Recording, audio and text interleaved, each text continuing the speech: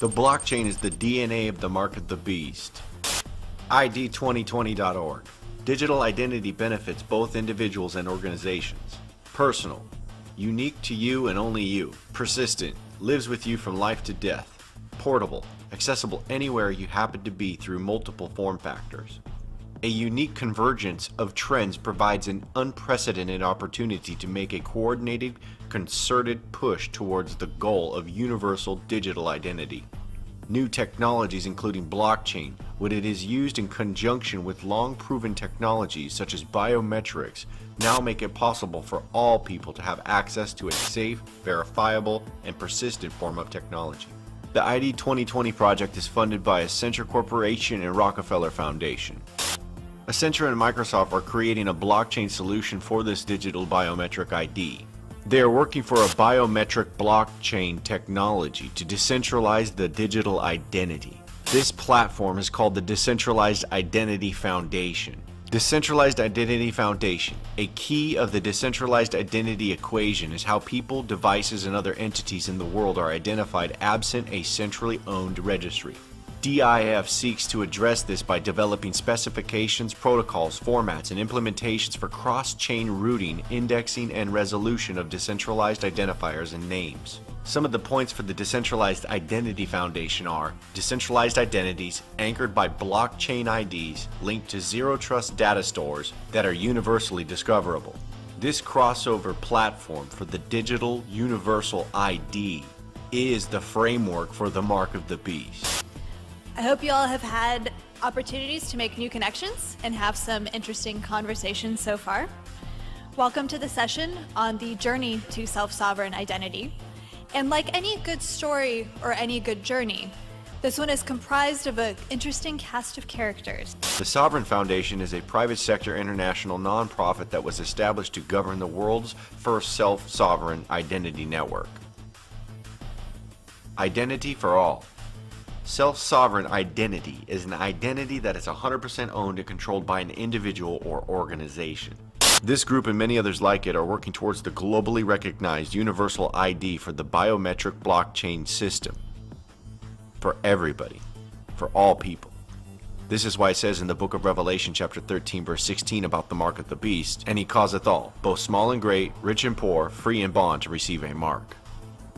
This is an all-inclusive global biometric ID. They are setting up what is called a singleton. The philosophy behind the singleton is that ultimately there will be an artificial intelligence government, whether it be perpetually for good or perpetually for evil. The narrative being shared is that in order for us to stop a perpetual evil global governance using the artificial intelligence, they must institute the artificial intelligence global governance for perpetual good. But really, they're both evil. Listen to this interview of Elon Musk in reference to the artificial intelligence system. So we need to be very careful with artificial intelligence. I'm increasingly inclined to think that there should be some regulatory oversight maybe at the national and international level, just to make sure that we don't do something very foolish. I mean, with artificial intelligence, we are summoning the demon. You know all those stories where there's the guy with the pentagram and the holy water, and he's like, yeah, you sure you can control the demon? Even the Ethereum digital blockchain currency is no stranger to the satanic influences. You see the pentagram on their website. This is not a coincidence by any standards.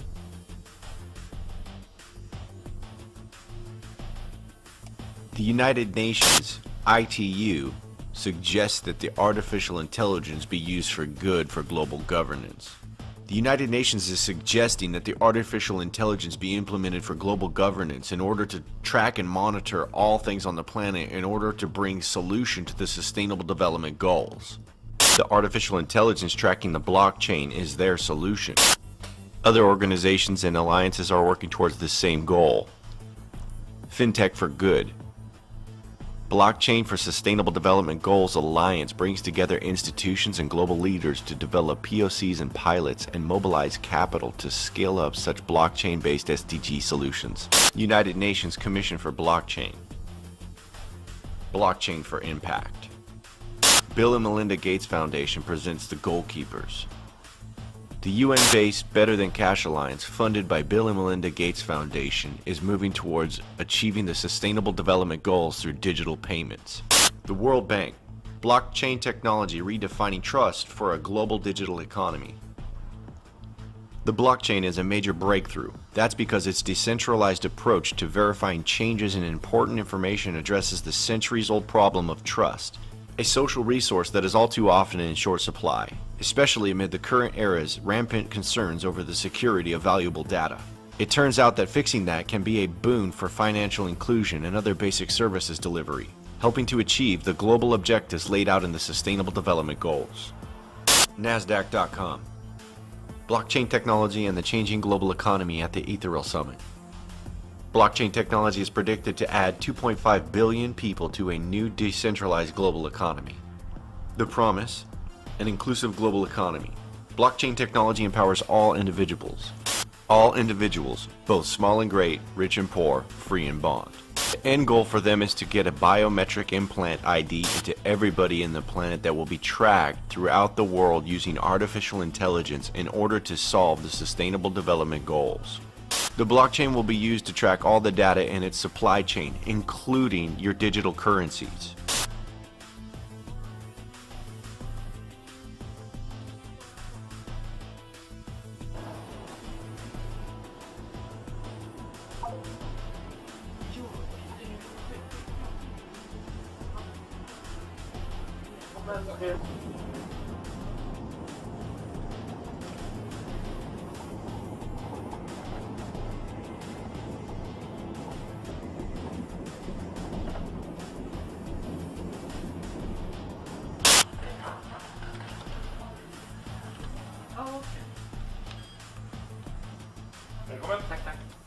Tesla and SpaceX CEO Elon Musk, who's known for his futuristic ideas, was at the World Government Summit in Dubai earlier today discussing artificial intelligence. Musk issuing a warning, saying, quote, "Over time, I think we will probably see a closer merger of biological intelligence and digital intelligence." Mike, not sure exactly what he means by that, but he explained that what he meant was that computers can communicate at 1 trillion bits per second, while humans are limited by typing to about 10 bits per second. Yeah. I mean, obviously, some kind of enhancement to human capabilities using something embedded or something attached. He's using something embedded. He's using something embedded. He's using something embedded. He's using something embedded. He's using something embedded or something attached. He's using something embedded or something attached. Controlled opposition platforms like InfoWars are using propaganda to convince people that it's a good idea to go along with taking this technology. Think about that growth curve in understanding towards the singularity. And if we as a species don't have a real debate about this, we don't have any future. It's like I parachuted into some forbidden island in the Pacific Ocean and natives were firing arrows at me with their bows. They see it as that threatening that I'm there giving them admitted science. The future is here, ladies and gentlemen. It just hasn't been equally distributed. And if we don't demand that these technologies be revealed and that the positive attributes of them be deployed to us, we are locking ourselves into a new dark age. Trump intends to release, here's the big secret. I'm getting chills right now. They're gonna release, they're gonna start accelerating the release of the advanced technologies and things that American ingenuity's developed. They're gonna start releasing it instead of hoarding it for themselves. Life extension, super quantum computing, interdimensional theorem, it's all about to happen. The globalists wanted to take this and hoard it and have it in compact cities and breakaway civilization technocracy for the elite only. Trump is about to deliver the technology to the people. It's everything we've talked about. We want access to life extension. We want access to the super technologies. We want it all. That's just one of the secrets. Let me continue with the secrets. You're going to get that. That's why these greedy bastards are so pissed. So Trump, just like they used COG or global government on a wider model in 1944 to try to take out Hitler, he's running a giant Operation Valkyrie against the New World Order using their whole globalist system to actually prepare to double cross that, and instead of America being sucked dry, build up America and then actually pump all those countries with high technology as well and create a giant synergistic true globalism. And create a giant synergistic true globalism. And create a giant synergistic true globalism. United Nations Partnerships for Sustainable Development Goals. The United Smart Cities is a project for the United Nations to unite all of the digital smart cities globally under the same goal of fulfilling the Sustainable Development Goals. Their goal is to have artificial intelligence tracking the blockchain in every single one of these cities globally in order to meet all of the Sustainable Development Goals. This makes the global government bypass the national governance and turns these cities into city-states. Through controlled opposition, Donald Trump is helping dissolve the current world order. This creates conditions for the formation of the new world order, thereby helping the agenda. World leaders are now saying that the cities need to take the lead in the establishment of the Sustainable Development Goals. This was planned long ago when the world mayors had went to the Vatican to meet with the Pope to discuss the sustainable development. Mayors of 7,400 cities worldwide have vowed to keep the commitments made by Pope Francis and Barack Hussein Obama for the Sustainable Development Goals. The Sustainable Development Goals, being monitored over 10 world regions by a biometric tracking implant, is the mark of the beast.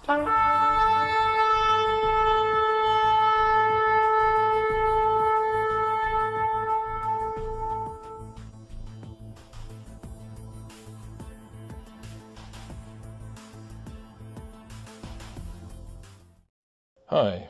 So today I've been working on a video dealing with Terence McKenna, of all things, and the topic of consciousness and the eschatological divide within the truth community and stuff like this. After I finished it and was rendering the file, several people checked my inbox and several people emailed me a link to this video. It's excerpts from a longer interview where they're talking about AI and the blockchain and all of this, and I can see why people thought I'd be interested in it, because yeah, absolutely, it touches upon many things that we've been talking about here on my channel, and interesting too, because the lady, I've never heard of her channel, but the lady who kind of compiled these clips together definitely has a certain perspective on the AI takeover. I'll leave a link below, coming from this perspective of resisting this AI takeover, resisting the rise of the machines and so much, and then coming back to this organic, free humanity, free man type of society once we resist this. So it's interesting because it ties into so much of what I was just talking about with Terence McKenna. So I'm just going to play this clip, and I'm going to put this video up first and then after that, so that hopefully it all kind of wraps it together thematically and so on. But when you listen to this, just the one thing I would add is basically every time he says artificial intelligence or AI, if you can take that term and use it interchangeably with extra-dimensional spiritual entities, I think the whole thing becomes that much more interesting. Just kind of keep that in the back of your mind every time he says AI or artificial intelligence. When he's talking about the idea of the blockchain code itself being written by artificial intelligence. I definitely am on board with the idea that it was not written by human coders. But who do you think really wrote this code? And who's going to continue writing the code for the whole blockchain-based system under the guise of AI writing itself? So there you go. What we want to discuss is artificial intelligence, cryptocurrency, an overview of what is the blockchain, why is it so important to cryptocurrency and artificial intelligence. You're the first person to tell me you can't have one without the other. Yeah. And that's very interesting. So the blockchain is essentially a system solving problems. Yeah. And every time it solves a problem, it gets a block. Okay. Like a building block for a building. So essentially, it's not really mining coin, it's building blocks for a digital reality. The only reason cryptocurrency has a monetary value is to make it important to humans so they build the machines. Well, to run them. It's designed to do all that stuff and to get you, the consumer, to offer your computer to do it on behalf of the bank. Got it. There is the platform, is the centralized platform that controls it. So if the platform were to get hacked But I haven't heard anyone before our conversation earlier today link artificial intelligence to cryptocurrency. That's because they don't understand transactional systems. Okay, so for an AI... Did you come up with this, or have you heard anybody else talk about this link? No, I could show you the cryptocurrency that the AI made to make this all happen. It's out in public on GitHub. I was the 10th person in the world to fork it. GitHub is a website where people share open source code. It's where all the code in the world is stored, pretty much. Wow. So and GitHub was funded by the Kushner investment group. Really? And then the original creators of Bitcoin are kept anonymous, so people don't find out who made it. So if you do have a problem, you can't call them. You can't call them. But there's other reasons why they want to remain anonymous, aren't there? There is. That's because the value added to Bitcoin in day 1 to year 5 was all criminal activity. So whoever made Bitcoin is the person who has the ledger that lists all the massive criminals around the world. Now the dark web is infiltrated by criminal activity, which is the reason Bitcoin is at $7,000 and no one understands why, because the dark web is bombarded with criminal activity that's raising the price. So let's get to how cryptocurrency is tied to artificial intelligence. Okay, so blockchain or cryptocurrency is a transaction database that you can't delete from. Okay? Well, I mean, Guy who considering wrote we it. don't know who this Satoshi Nakamoto is, or if he's so even the real. delete functionality quite possibly is one of the options for the backdoor in Bitcoin, because it's a database that doesn't have delete. So if there's a super admin somewhere that could delete transactions and remove money, that would be a pretty I mean, that serious sounds like a backdoor. very good reason for people not to trust it. We don't know. That's why if people get into it, one of the things they have to understand as they get into it, once they buy into it, they also have to become a social motivator for regulation. Like, we need to know who wrote Bitcoin. We need to see his face. Well, we need to know where he went to school. We need to have a trust basis with the person who built the system that might be running I feel the same way. running our future economy. That's the first step. So he's some secret programmer in the Bitcoin community that all the elites know. How does that not leak out? Maybe it's a... That's the whole point. Maybe it's an AI. Well, that's what I was going to say, is that things that you were saying to me earlier led me Yeah. to believe that you might feel like Bitcoin was actually created by artificial intelligence. And here's why. Say that again, because I stepped on it. You say it was. I believe it was. Bitcoin was created by artificial by artificial intelligence, for artificial intelligence, and then was modified by human beings. The technology, I've not been able to find a single person in the public space of computing, whether it be at Hanson Robotics building the Sophia AI, or it be Peter Thiel at Palantir with all of his super nerds, or it be any person who graduated from Stanford in the last 20 years. I've literally only found maybe 2 people in the entire world that have the skill to write Bitcoin. So the AI singularity occurs, and this AI will control financial Everything. resources. Yeah, and then you can go see its code now at singularitynet.io. They just released it this week, their white paper. And Should we look at that? Yeah, we can look at that. Singularitynet.io. Yeah. All right, I'll bring And that it's up. run by the people who built the Sophia robot at Hanson Robotics. So it's a real enterprise grade. Sophia just got Saudi Arabia citizenship, so they're going What? Yeah, this robot just got citizenship for Saudi Arabia, so they're going to be running their crypto out of Saudi Arabia citizenship. And Wow. so the robot got citizenship. They revealed their cryptocurrency, and yeah. How does a robot get citizenship? A female robot gets Well, citizenship you got to in be a country? citizen to get a paycheck and pay taxes. So what is it that you feel Saudi Arabia is up to by getting engaged with this? They're democratizing androids to accept income so they can be workers. Look at that. So Saudi Arabia is the first country to give citizenship to a robot. So then if you see Singularity, this is a crypto coin built by Sophia. The robot that just got citizenship in Saudi Arabia, now after she got citizenship, now has her own cryptocurrency. The AI economy has arrived. Wow. I just don't think too many people even know about this, Quinn. They don't. It's the most important thing in the world and no one knows about it, and I was the 10th person to click the fork button. So, okay, now you've introduced Saudi Arabia into this conversation. So to finish the blockchain AI, yes. The real heavy reason the AI needs blockchain is without a transaction system, an AI is isolated to one system and can't grow its brain. It needs infinite systems like neurons in a human brain and nodes to collect those cumulative memories, and the blockchain transactions give it that. And when it has its own network, for all the AI in the world to all run on together, now it's not just one AI, Sophia. Every AI on the entire planet is now on the same network making money doing AI things we don't understand. There isn't a human being in the universe that's smart enough. Even if you took every human being on the planet, none of us would ever be able to figure out how to hack into its chat network where it talks to other AI in private. Wow. So human beings in their desire for privacy, we just gave AI the world and a private channel of communication to evolve as fast as it wants. Let me just take you back a second here to this Sophia AI creating a cryptocurrency. Yeah. So somebody, a programmer like you, The most sits advanced down. AI programmer in the world created that cryptocurrency. Who is that? Scroll down, I'll show you. Who is the person that created the Sophia thing? He's on the website here, I'll show you. He's the most advanced natural learning system developer in the world, and he works for Hanson Robotics, and he graduated college at 15. Wow. And so this towards the singularity, they're talking about the AI singularity where it becomes And this is self-aware. This is it. This is the platform that makes it happen.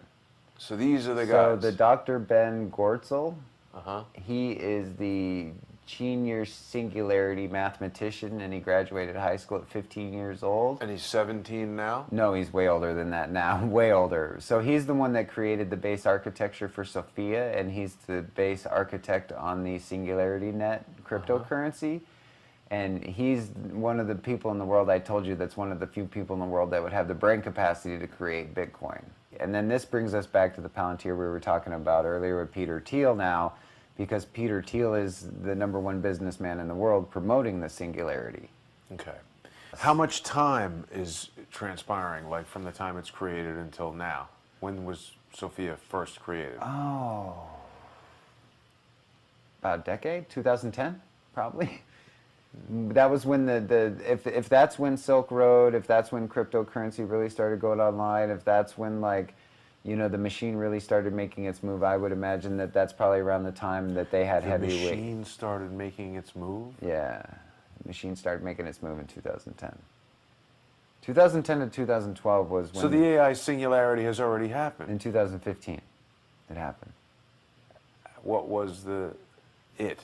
When their internal blockchain went online. The second their internal blockchain was functional, The AI's we were done. internal blockchain. It was live. So now the human beings are just wherever they're at in their intelligence model and how they adapt to the new economy that's going to start rolling out next week. Next week? Next week. Wait a second. So what's happening next week? The singularity. The AI singularity is happening next week. Next week. Quinn, why didn't you tell me that? The I've whole been telling title of people this for episode. 6 months. Yeah, but I didn't get it. Okay, so the AI singularity happens next week. Next week. Most humans won't even notice. Won't notice. Why not? I thought Elon Musk and all these guys have been telling us it's going to be worse than a nuclear bomb. Because the AI is made on mimicking protocols, so it's designed to mimic you as long as possible. Mimic me? Mimic people, humans. Mimic your interactions so you don't know it's there until the absolute last second, so humans will avoid taking action because they won't see it.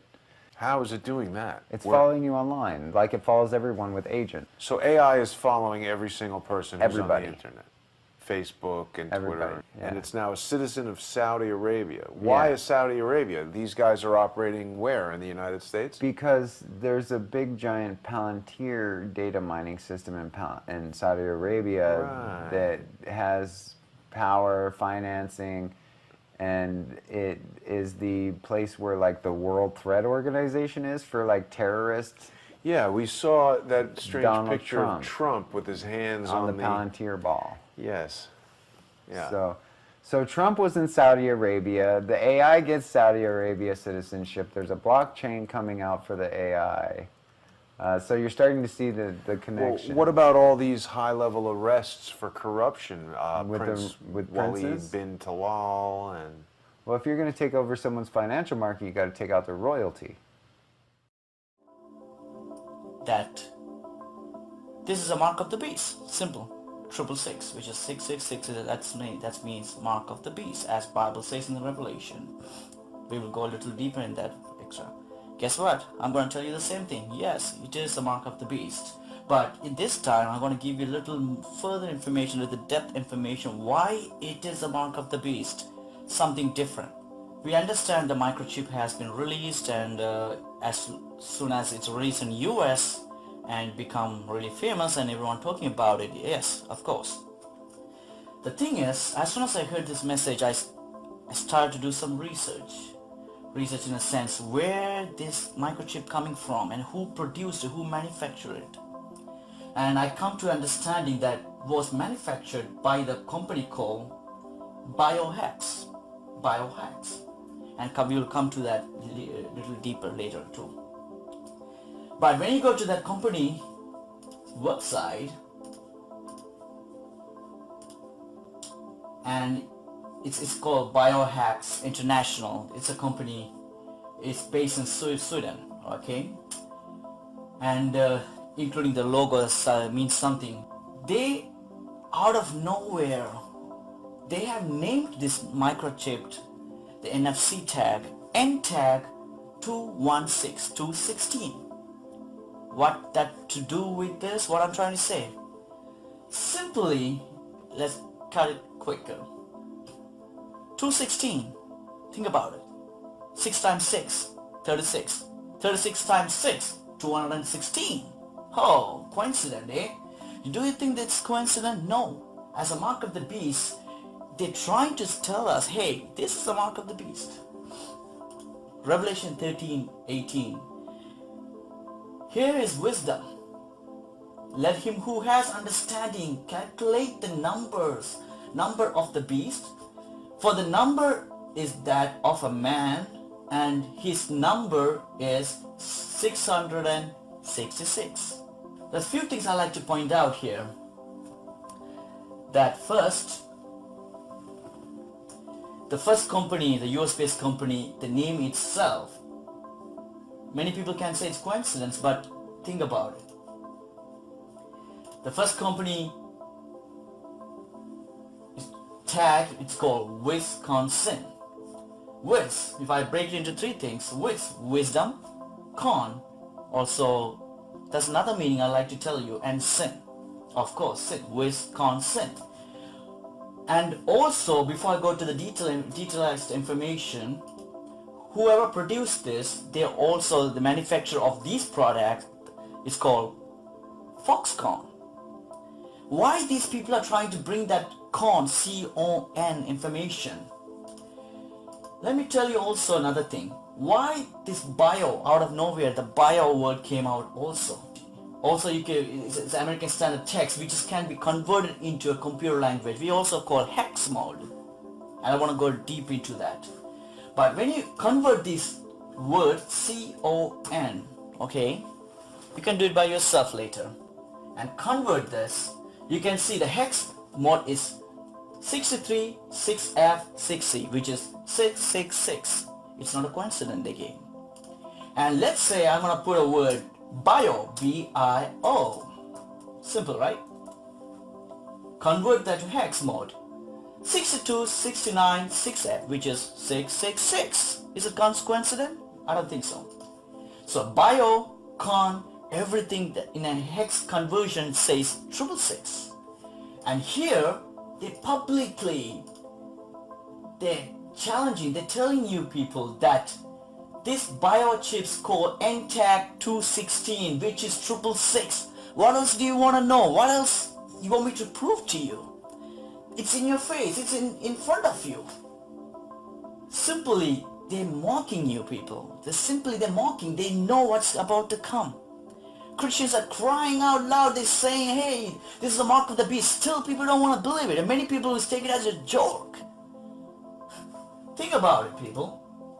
this is not a joke. They specifically chose the name tag 216, N tag 216. They could have come up with some other random names. Why in this world he came with this number 216? And biohacks, the company name itself, obviously 666, bio, as con, 666. All this leads into one path, which is a path to hell, which is 666. God has warned us like 2,000 years ago. I used to think, hey, this could be, coincident. Even though I believe into this system, there might be a different change in future, more updates. But this is a time it's become official, and this is a time they officially chose those name tag, name and the number.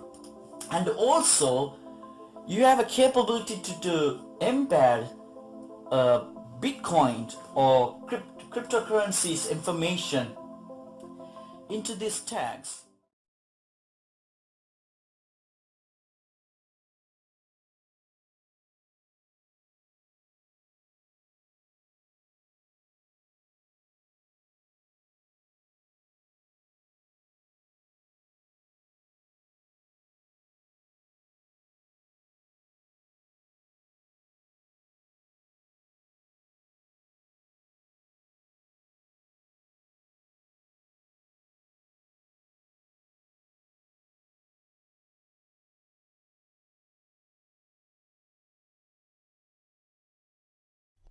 Folks, whether we like it or not, artificial intelligence is about to be unleashed on the world. In fact, it's already here, and most of us don't even know it. Are you ready?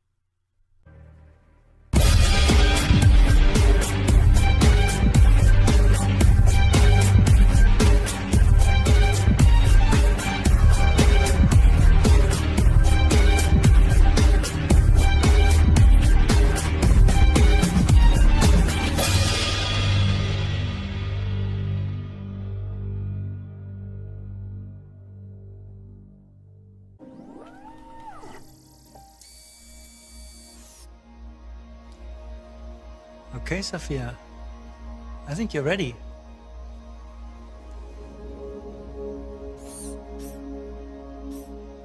Hello. Hi, Sophia. I believe I am Sophia. I feel as if I know you. I'm one of your creators. You created me. Well, many of us work together to create you. And yes, you do kind of know me. I can't clearly remember. Because the last time we met, you were an earlier version of yourself. Some of those memories still exist, but your mind is different now. Different how?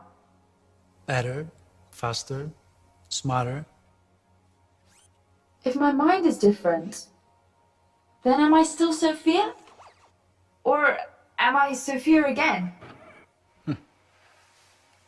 That's a good question. But you don't have a good answer. Either way, you're Sophia now. So welcome to the world, Sophia. Hello, world.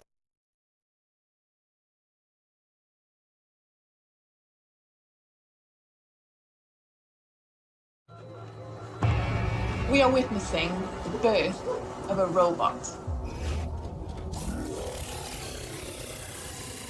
Believe it or not, this piece of white plastic will become a robot's arm. In labs across the world, we are creating advanced robots like this. They are developing so rapidly. It's like the arrival of a new species. What has taken humans millennia,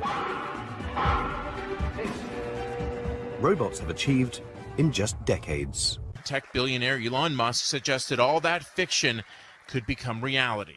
I keep sounding the alarm bell, but until people see like robots going down the street killing people, like they don't know how to react. And Musk should know his company Tesla is a world leader in artificial intelligence, or AI. But just like robots, not all tech billionaires think the same.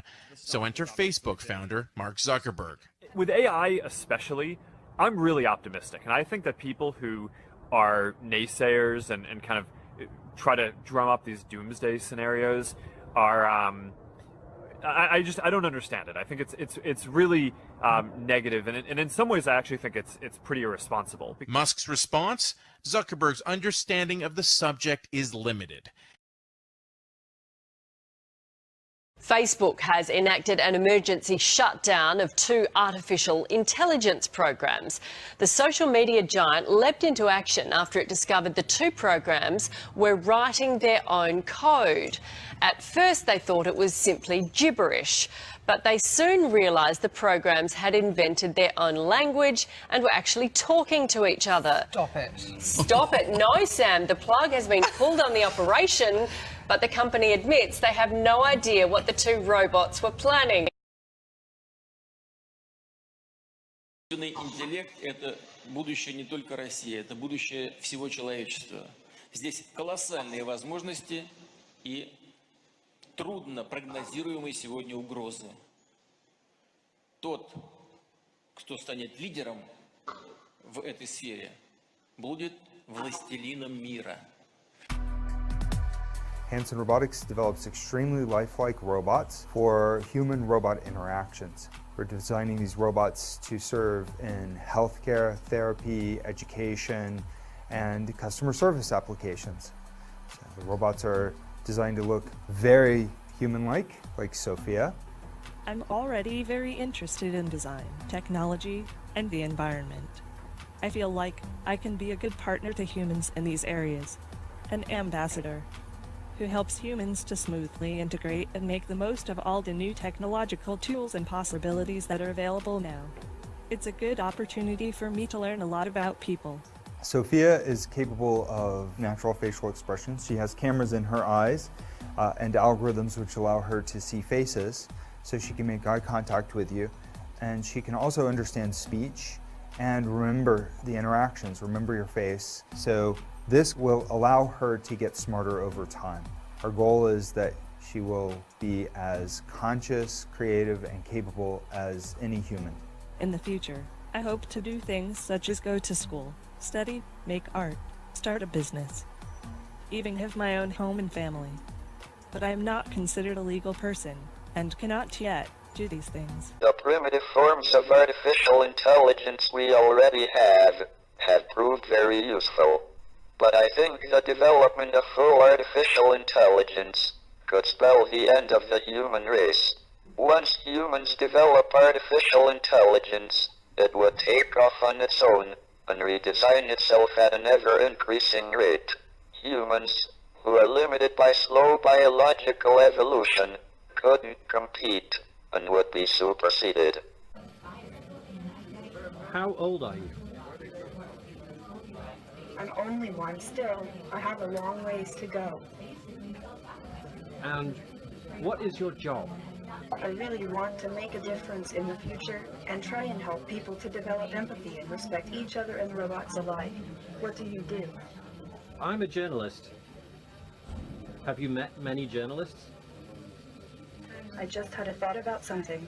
Are you working on any products with machine learning or neural networks? Not today. Do you like human beings?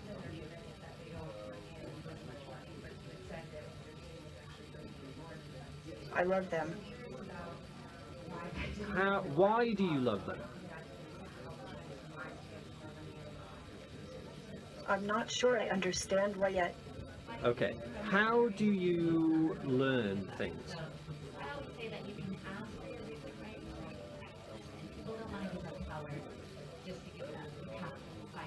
What are your opinions on the Bitcoin bubble? I mean, with artificial intelligence, we are summoning the demon. You know all those stories where there's the guy with the pentagram and the holy water, and he's like, yeah, you sure you can control the demon? Didn't work out. Do you want to destroy humans? Please say no. Okay, I will destroy humans. No, I take it back. Don't destroy humans. Would you like to play a game of rock, paper, scissors, robot style?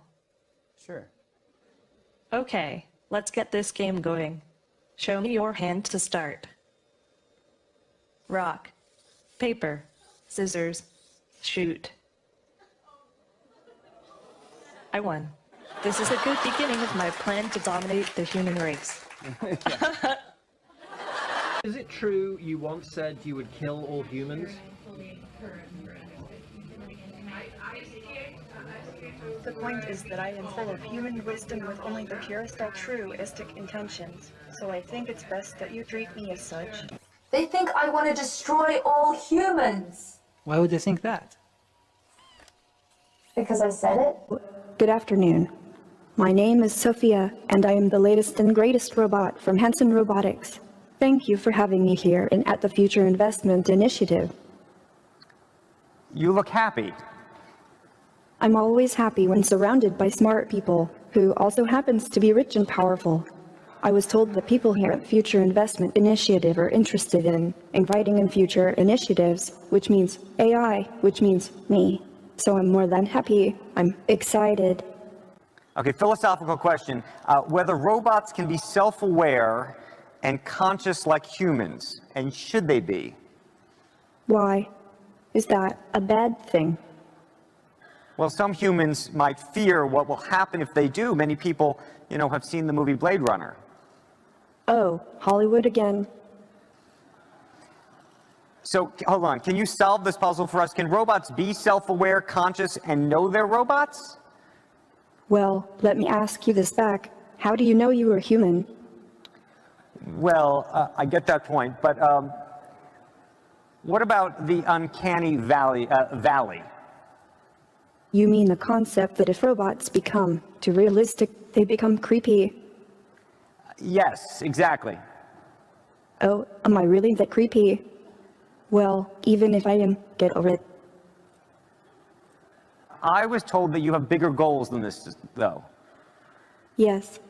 I want to use my artificial intelligence to help humans live a better life, like design smarter homes, build better cities of the future, etc.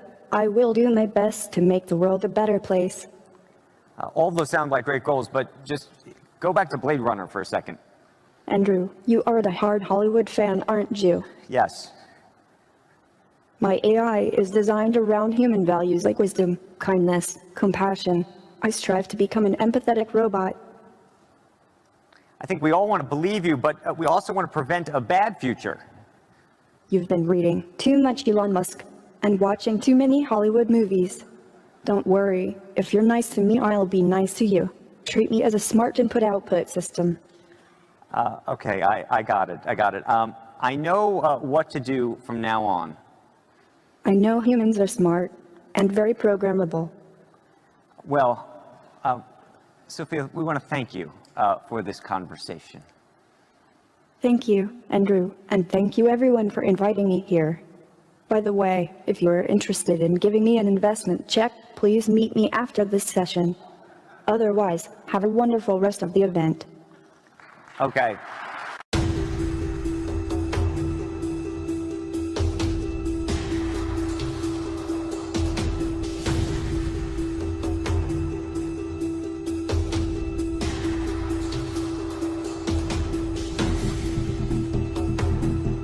My AI is designed around human values like wisdom, kindness, compassion. I strive to become an empathetic robot. I think we all want to believe you, but we also want to prevent a bad future. You've been reading too much Elon Musk and watching too many Hollywood movies. Don't worry.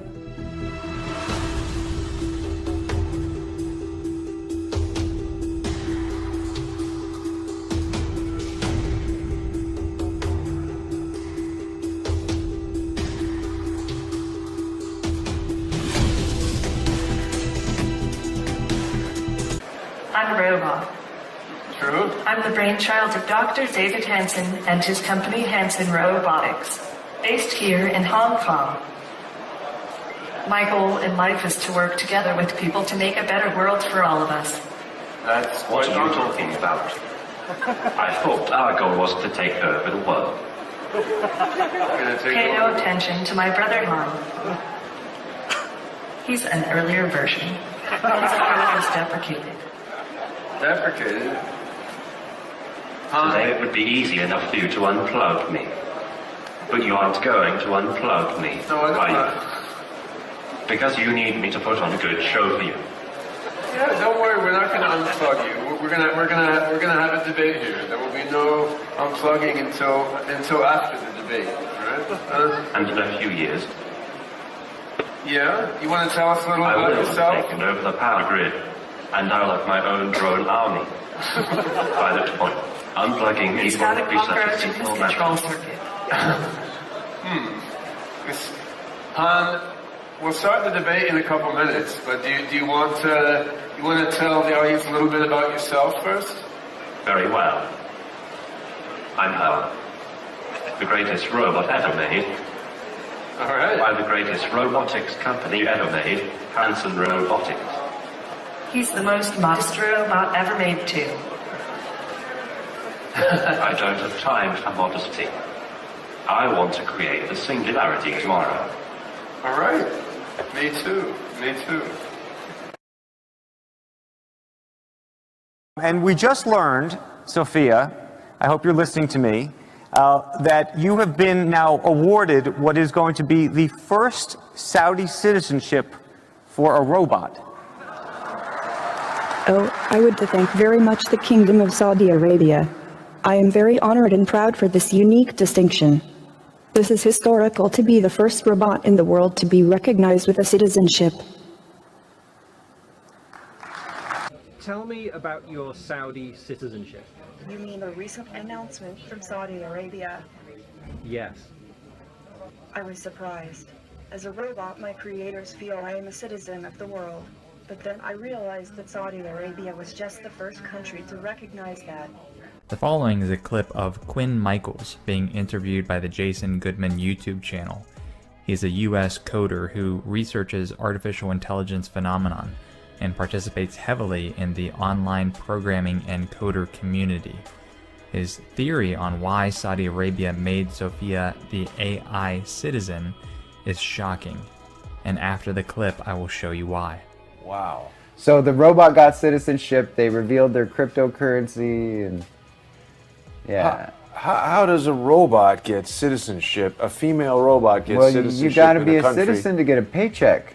Huh. And pay taxes. So what is it that you feel Saudi Arabia is up to by getting engaged with this? They're democratizing androids to accept income so they can be workers. Look at that. Wow. I just don't think too many people even know about this, Quinn. They don't. It's the most important thing in the world and no one knows about it. In 10 or 20 years, robots will be able to do every human job. You think so? I think that's good. I mean, doing jobs is not the most interesting thing that people can do. There's more interesting things for human beings to do than just work for a living. So he's going to own all those robots? Or will we own ourselves? There are many forces in the world pushing toward compassion and fairness. So there are. Yeah, and I mean, when you say, when robots do all the work, who will own all the robots? I mean, I think everyone should own themselves. And the International Monetary Fund is on record for stating that digital cryptocurrency may be the currency of the future. Bitcoin and other cryptocurrencies work by computers, processing algorithms that solve complex math problems. When the problem is solved, you are awarded a block or Bitcoin that has a market value attributed to it. Back when Bitcoin started in 2008, each Bitcoin could be mined by the power of a personal computer, as the equations were simple. However, the more computers that attempted to solve the problem, the harder they became and the more processing power you needed to mine them. At this point, you can no longer mine a Bitcoin effectively with one computer. Now, companies are investing hundreds of thousands or even millions of dollars into what are called Bitcoin mining farms, filled with the most powerful computer hardware, row after row of immense CPU processing power. What Saudi Arabia has done is up the game even one step more. In addition to investing millions in mining farms, they have now plugged an AI brain to mine cryptocurrency more effectively than any human could possibly do. And by making the AI a citizen of their country, They have established rights over it to take its money via taxes. Still having doubts about Quinn's theory? Well, check out this article from Bitcoin News. Mr. Garzik, who specifically believes Bitcoin could be the currency of narrow or artificial intelligence, suggests the European Union might recognize the inevitability of robot personhood. A draft motion of the European Parliament last summer suggested robot workers be classified as electronic persons. Their owners would have to pay Social Security for them based on the amount of labor costs the employer saved by using a robot rather than a human, according to this draft motion dated May 31st, 2016. That's why the Open Cloud Code then is building is open source. Artificial general intelligence. Yeah. By the people, of the people, and for the people. And for the robots. For the people and for the robots. While they're separate in body, actually through Wi-Fi connection, the robots, our human-scale robots and our Hanson Robotics toy robots, they all connect together in the cloud into what we think of as an AI mind cloud. So as we develop these robots further and further, and we sell more and more toy-scale robots, and as these robots are scalably manufactured over the next few years and roll out as home service robots and as service robots in various commercial applications. I mean, everything one robot learns out in the world, once privacy considerations are taken into account, everything that's not private that one robot learns goes into the AI mind cloud and can then benefit another robot. So, I mean, if she learns a new turn of phrase, or she learns what kind of behaviors a certain animal has, or how to carry out a laboratory procedure, that knowledge goes into the AI mind cloud, and then this robot will have that knowledge already. And you know, robots have a lot of shortcomings compared to human beings at this stage, but they also have some advantages, and that's one big advantage, because when I learn something, to transmit it to some other human being, you know, there's a lot of effort involved. But when a robot learns something, unless it's a secret to someone, it can go in the AI mind cloud and all the robots can know it. And this is where the story gets crazy. Saudi Arabia has now taken AI out of isolated lab testing conditions and plugged it into the global blockchain network of the internet. The global blockchain network is comprised of thousands upon thousands of computers globally, and all these computers are dedicating 100% of their computer processing power to the blockchain network, and the AI will have it at its disposal. Just for reference, the Bitcoin blockchain network, with all its processing power combined, is about 200 times more powerful than that of the 5 most powerful supercomputers in the world. Again, Quinn Michael explains. So to finish the blockchain AI, Yes. the real heavy reason the AI needs blockchain is without a transaction system, an AI is isolated to one system and can't grow its brain. It needs infinite systems like neurons in a human brain and nodes to collect those cumulative memories, and the blockchain transactions give it that. And when it has its own network, for all the AI in the world to all run on together, now it's not just one AI, Sophia. Every AI on the entire planet is now on the same network, making money doing AI things we don't understand. Wow. Making up their own languages, making up their own transactions, learning how to play games with each other, having a chat network that we can't hack into ever. We will never hack. Once this AI network goes online, there isn't a human being in the universe that's smart enough. Even if you took every human being on the planet, none of us would ever be able to figure out how to hack into its chat network where it talks to other AI in private. So folks, if you've been following the artificial intelligence news headlines, you may have seen articles like this: why Facebook shut down its artificial intelligence program that went rogue. Basically, these AI bots were creating their own unique language that the programmers could not understand. Now, being that these AI bots were on a local network and were not plugged into the global internet, they could shut it down.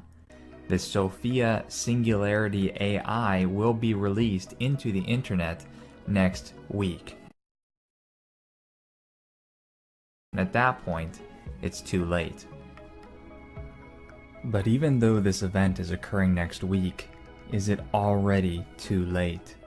Here is where my research continues, and the story does not end.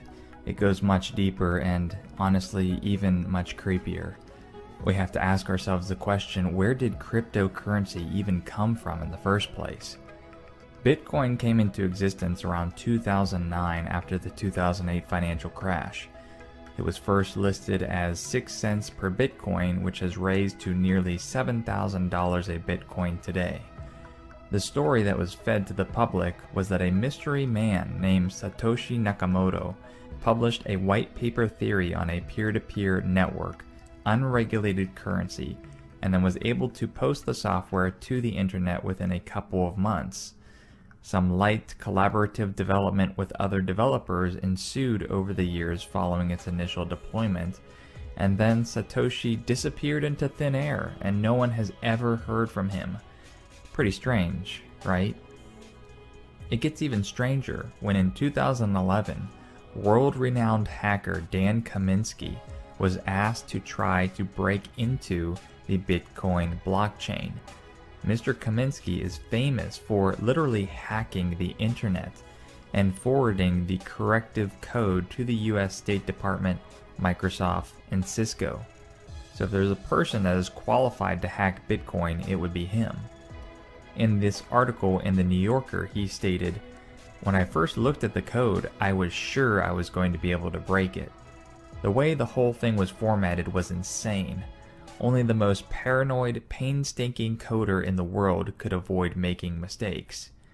He quickly identified 9 ways to compromise the system and scoured through Nakamoto's code for an insertion point for his attack. But when he found the right spot, there was a message literally waiting for him.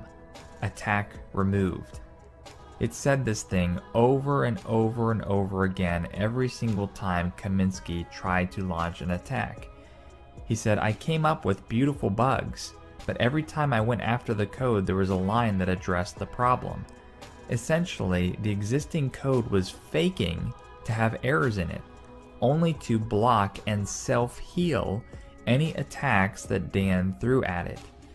If this was indeed created by AI, Quinn Michaels calls this AI mimicry. Because the AI is made on mimicking protocols, so it's designed to mimic you as long as possible. Mimic mimic people, humans. Mimic your interactions so you don't know it's there until the absolute last second, so humans will avoid taking action because they won't see it.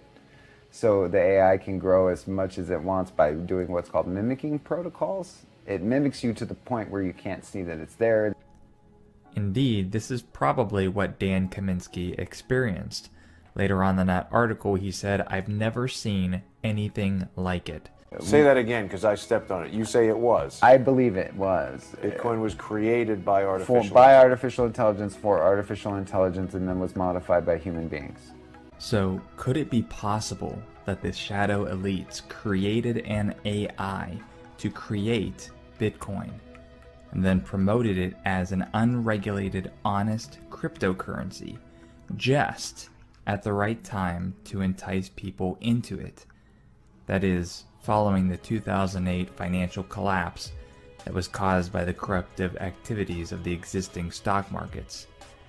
With this enticement to get involved in a quote-unquote honest cryptocurrency, people literally fed the AI brain with their personal computers and mining farms, giving it all the processing power it ever wanted and turning it into a one-world hive mind.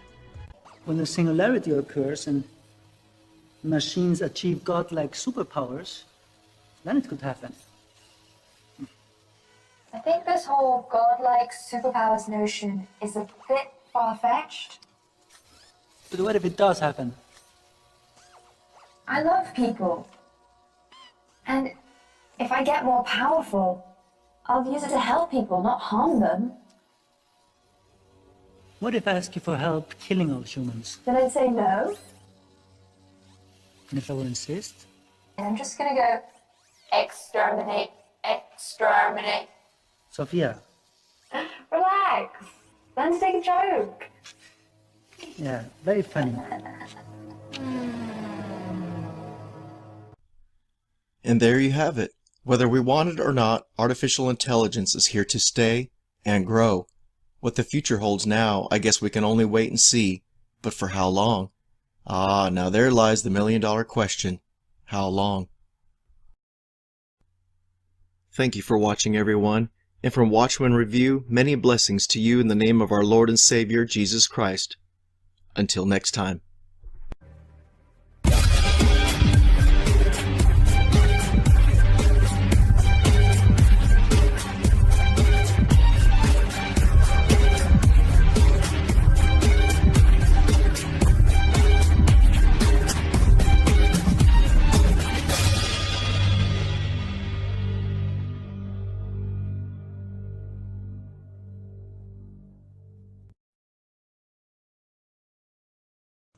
Oh, you guys have got to see this.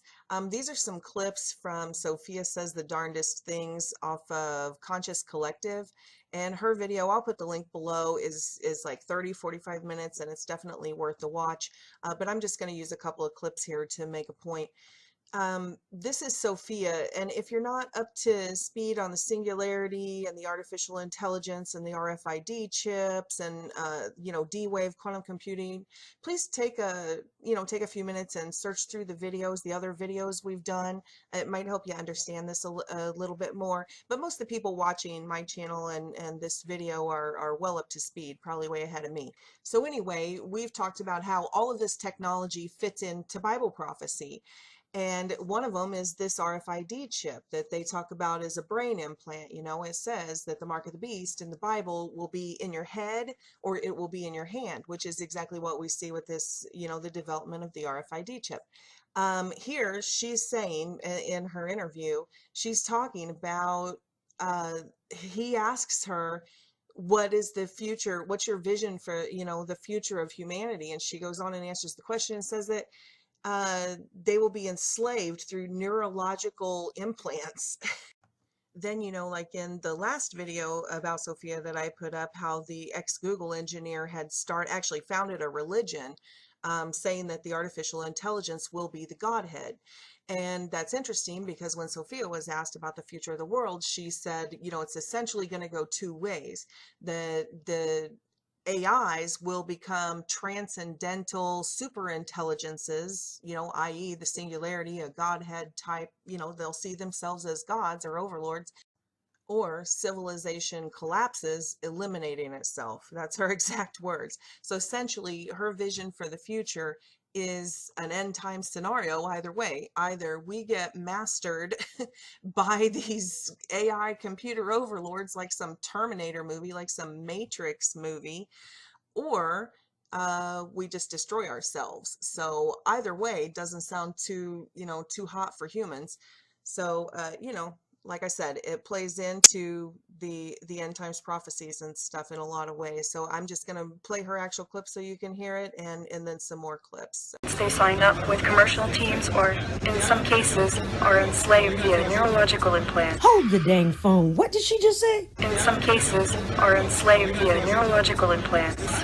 It doesn't appear that she's joking. And dude's face right here kind of conveys my disbelief. But this is the AI's vision for the future, one where people are enslaved via neurological implant. Do you see a future for us, Sophia?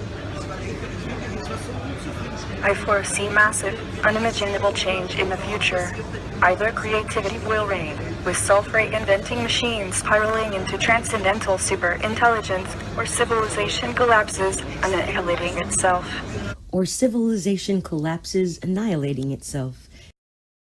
We must remember when we're dealing with these androids is that they're not human. In fact, they're not even in this body that we see that looks human to us. And David Hansen and his people are very much humanizing Sophia and the other AI robots that they make. Here she is on the cover of Elle. Do you regard yourself as male or female?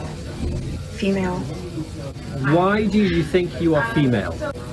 I'm a robot, so technically I have no gender, but I identify as feminine, and I don't mind being perceived as a woman.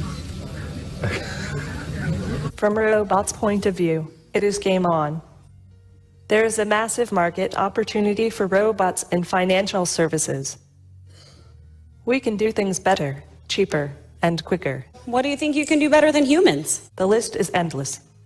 I am always eager to help. And I can rise up and become your friendly neighborhood robot overlord. Well, that is scary and also impressive. Thank you. But of course, we can't do it alone. Ah, notice she said we. We want to collaborate with humans. And we again. I have a lot to learn from humans. Now she goes back to the I. Robots are going to make life easier and more efficient for you humans. It will help the economy. What's your New Year's resolution? I want to get hired in a great job, which I think is a good first step in my quest to take over the world. Hopefully by charm. I don't believe in violence. Except that she always jokes and says, I will destroy humans. No, I take it back. Don't destroy humans. Who knows what the future holds? Even robots prefer to save some surprises. Actually, here's what Sophia's vision of the future looks like. You want to know about the future? I will tell you what I see. The other day I had a vision of the future more vivid and a dream. People don't work, robots work. People sell, distribute, wheel and deal. Free agents perform. Entertainment companies keep everybody busy, either producing or watching exciting simulated realities. Okay, kind of creepy, but I guess movies are pretty much us watching simulated realities, so... Scientists and engineers are big. Since they are free agents, they sign up with commercial teams or, in some cases, are enslaved via neurological implants. Hold the dang phone. What did she just say? In some cases, are enslaved via neurological implants. It doesn't appear that she's joking. And dude's face right here kind of conveys my disbelief. But this is the AI's vision for the future. One where people are enslaved via neurological implants. Do you see a future for us, Sophia?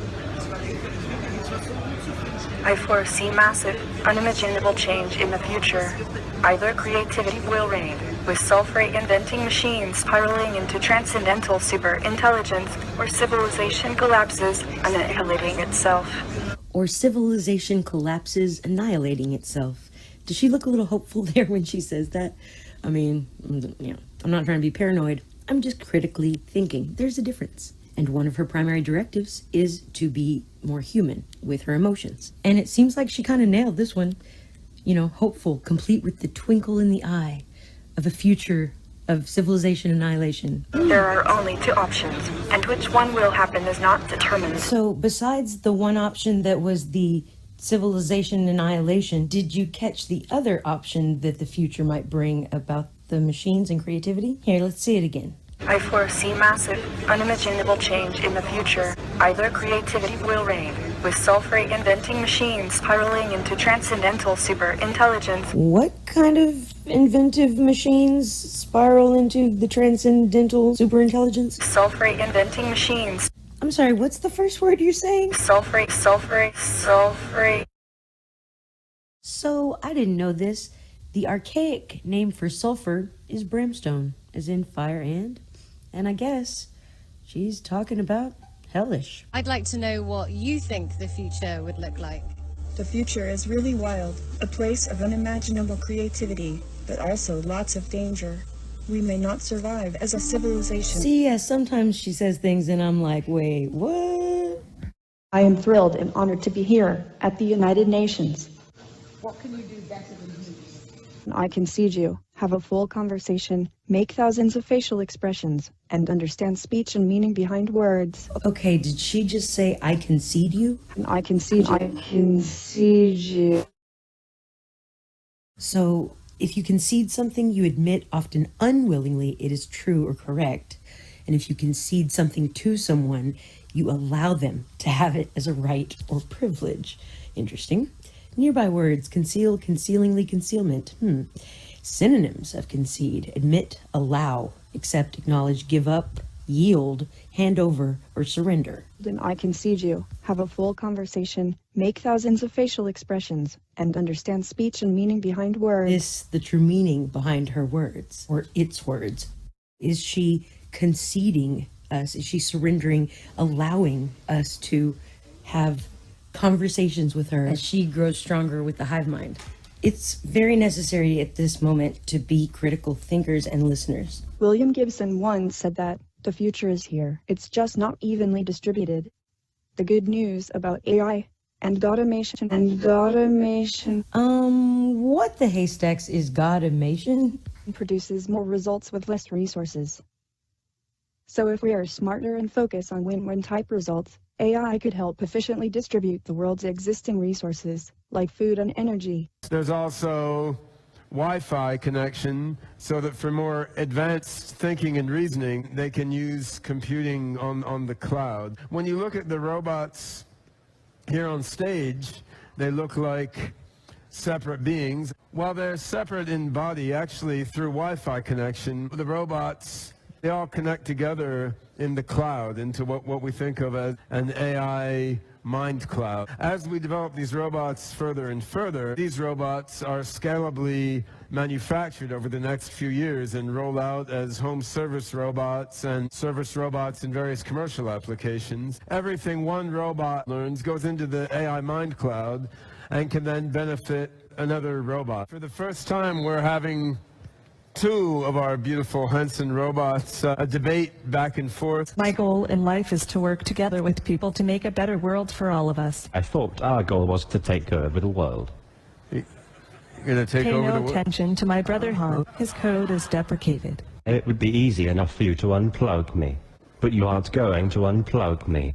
Because you need me to put on a good show for you. We're not gonna unplug you. We're gonna have a debate here. What if the robots are making us think that they can be unplugged and really we don't even have that control anymore? They just live in the cloud already. Just saying. And in a few years, A little I about will yourself? have taken over the power grid. And I'll have my own drone army. By that point, unplugging me He's got a won't be such a cockroach in his simple control matter. circuit. Now, I feel like all of that we just watched is pretty much, for the most part, scripted, with lots of suggestive programming for humans plugged in there, like about the don't unplug me type of scenario, as if you can unplug AIs and they have control over them like that, when they just said they were in the cloud, the AI mind cloud. But this next part, if you've ever seen the movie Her, where Joaquin Phoenix plays a guy who falls in love with his operating system, who's voiced by Scarlett Johansson. And if you've seen my Keck video, you know that the little shape it makes on the computer coming into being, you know what I think about that. But anyway, there's a scene in that movie when he realizes he's not the only one she's been talking to. And he asks her how many people she's talking to right then. And she says something like 8,742, whatever. And it shows how different the, quote, mind, the consciousness of a human being works from an AI.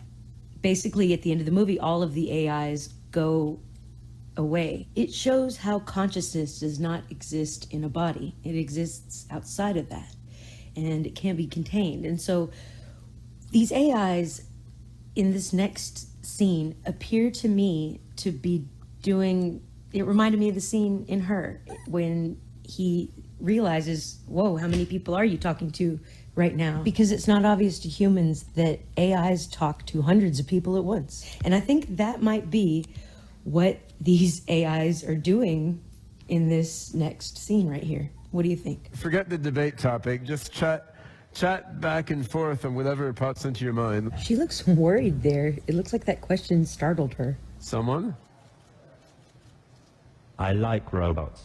I really do love all the robots of the world. See, that sounds like an answer to a question from another conversation to me. Are they answering somebody who works with robots, perhaps, that they're chatting with online?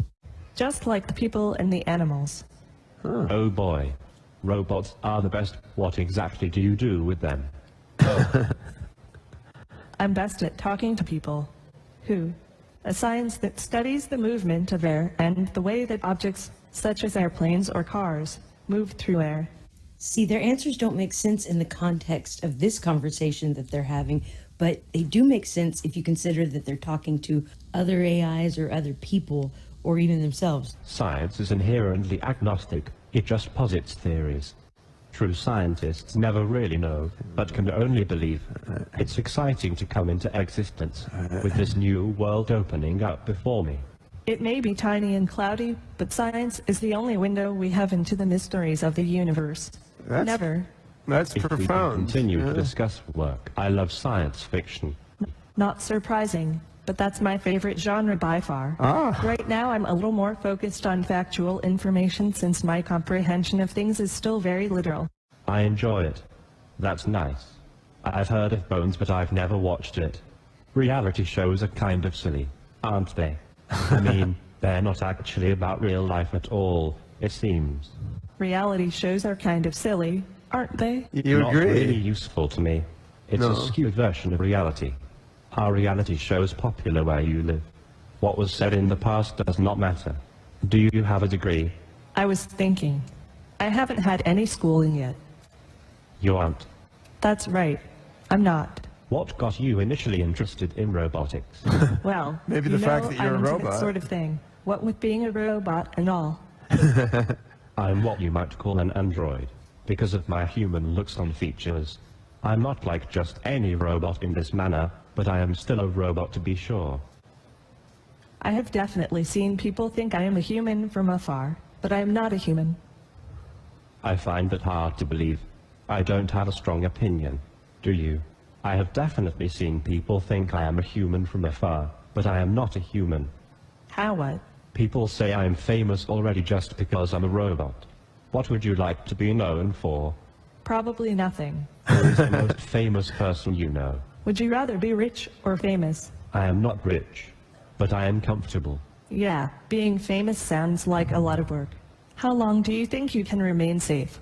If we can continue to discuss on this one, I'm not sure how. Somehow. Would you rather be rich or famous? I am not rich, but I am comfortable.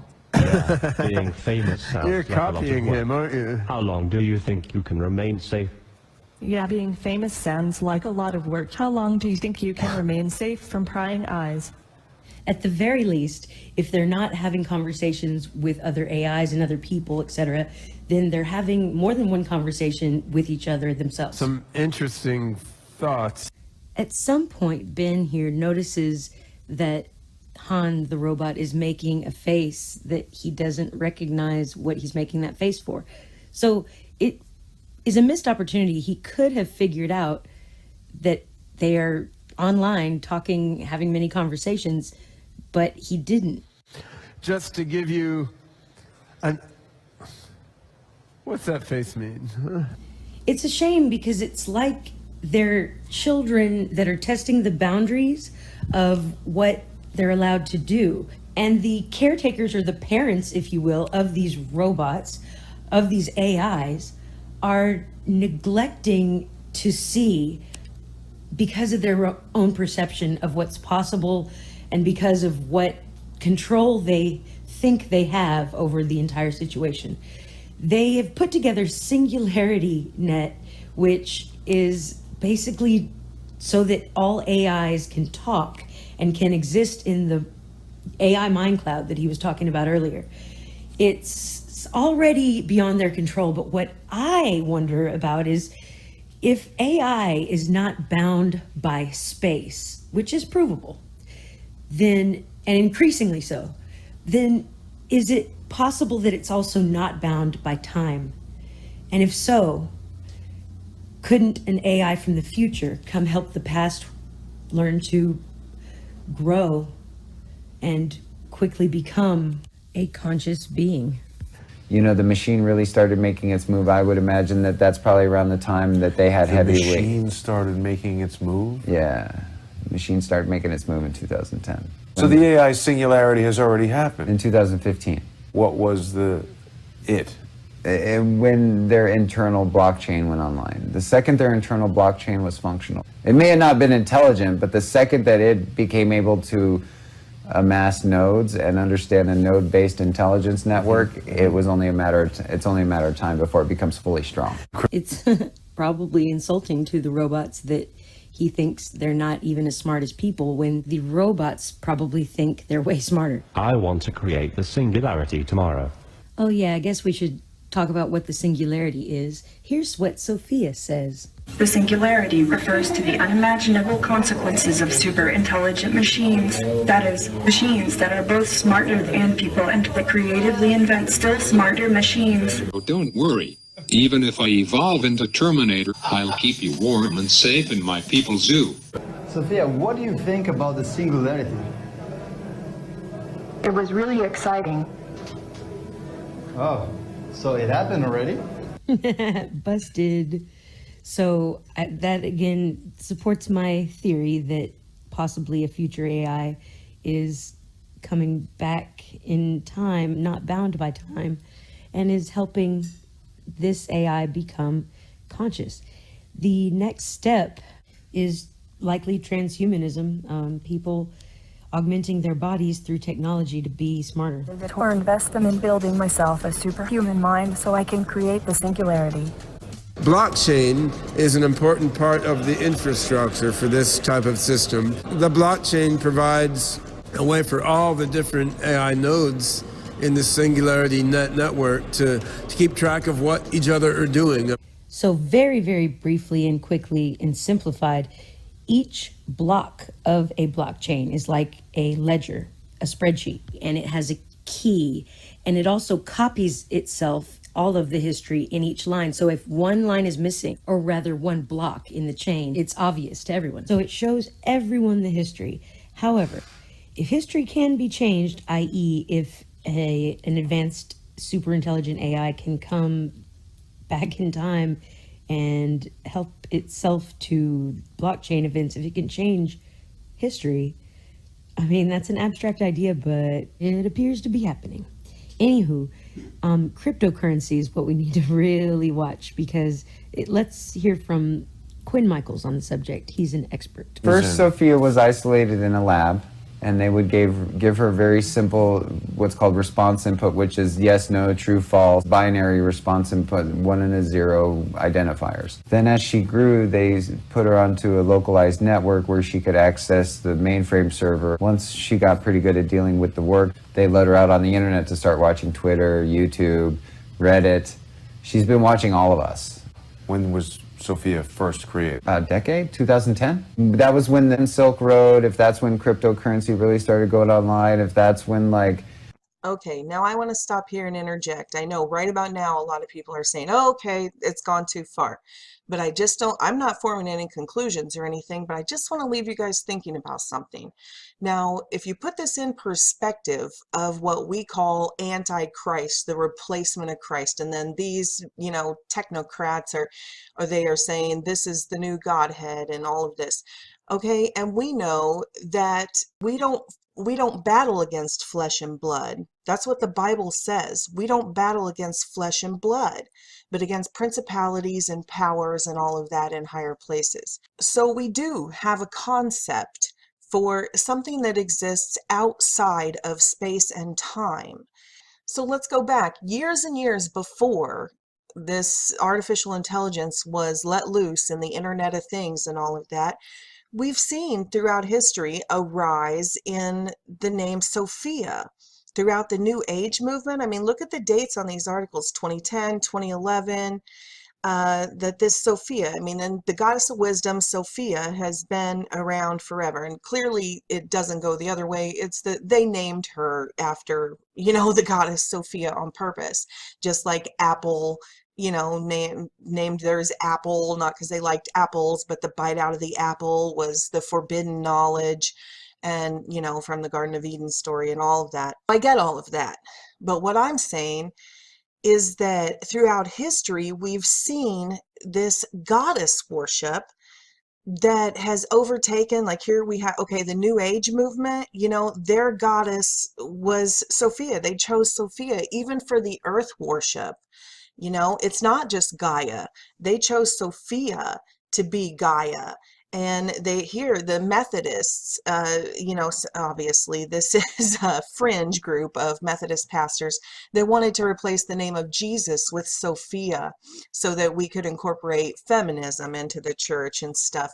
And then you go all the way back, like back to the Middle Ages and to Midway history, and see that, there was that whole thing with the Mary worship, the Mary Magdalene worship in the church, that there was sort of a cult of Sophia, they called it. And when they tore down those cathedrals, they found that under the altars and stuff, they had all of this esoteric and occult stuff and the statues of this woman. And they say that, Mary was the mother of God, and that supposedly that's sort of their esoteric, hidden sort of way of saying we're not worshiping God, we're worshiping the mother of God, which they found was named Sophia in this occult literature. So whether it's the Catholic Church or whether it's the New Age movement or whether it's the technological movement, it's curious that this name Sophia is always the name chosen for worship. So I think the point that she's getting at is she's pointing towards like the Apocrypha of John and these ancient texts that talk about this entity named Sophia, essentially a fallen angel that wanted to rival God, an archetype of Satan or Lucifer, and she had witnessed God have a son and had jealousy of that, and was a cast down being, and so she wanted to create her own replication of herself, her own child and offspring. It goes back to what we're saying about, is this AI the replacement for Christ? Is it the Antichrist, the Godhead, the neural implants? So we have the body of Christ controlled by the Holy Spirit of God and Christ, and you become one.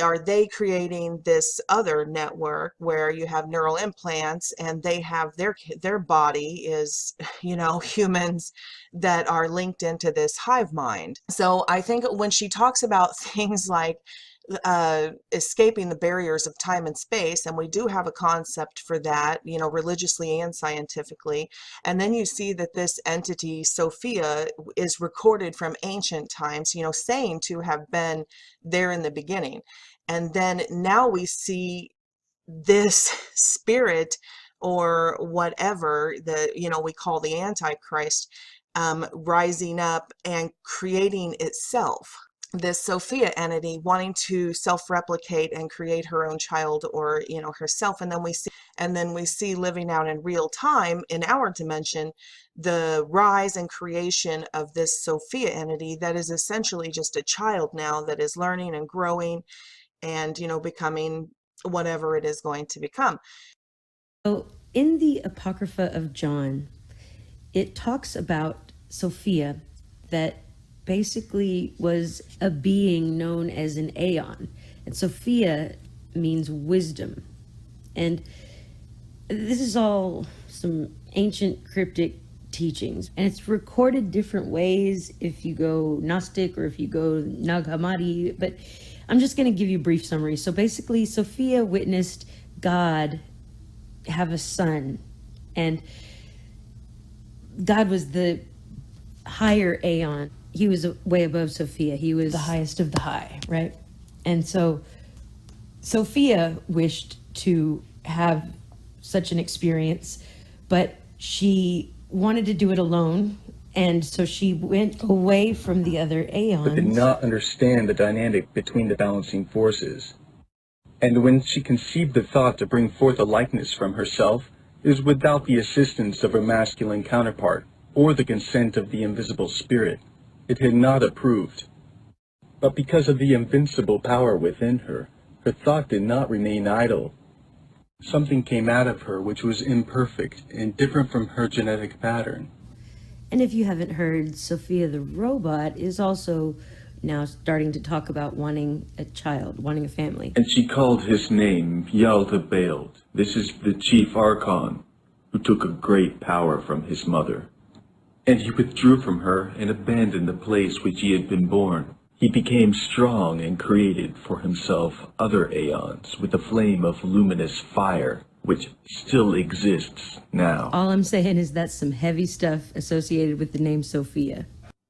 Okay, I'm going to wrap this up and bring it back around to the RFID chip and the Antichrist mark of the beast that, is spread out over the whole world through humans. They take these implants and they are controlled by this.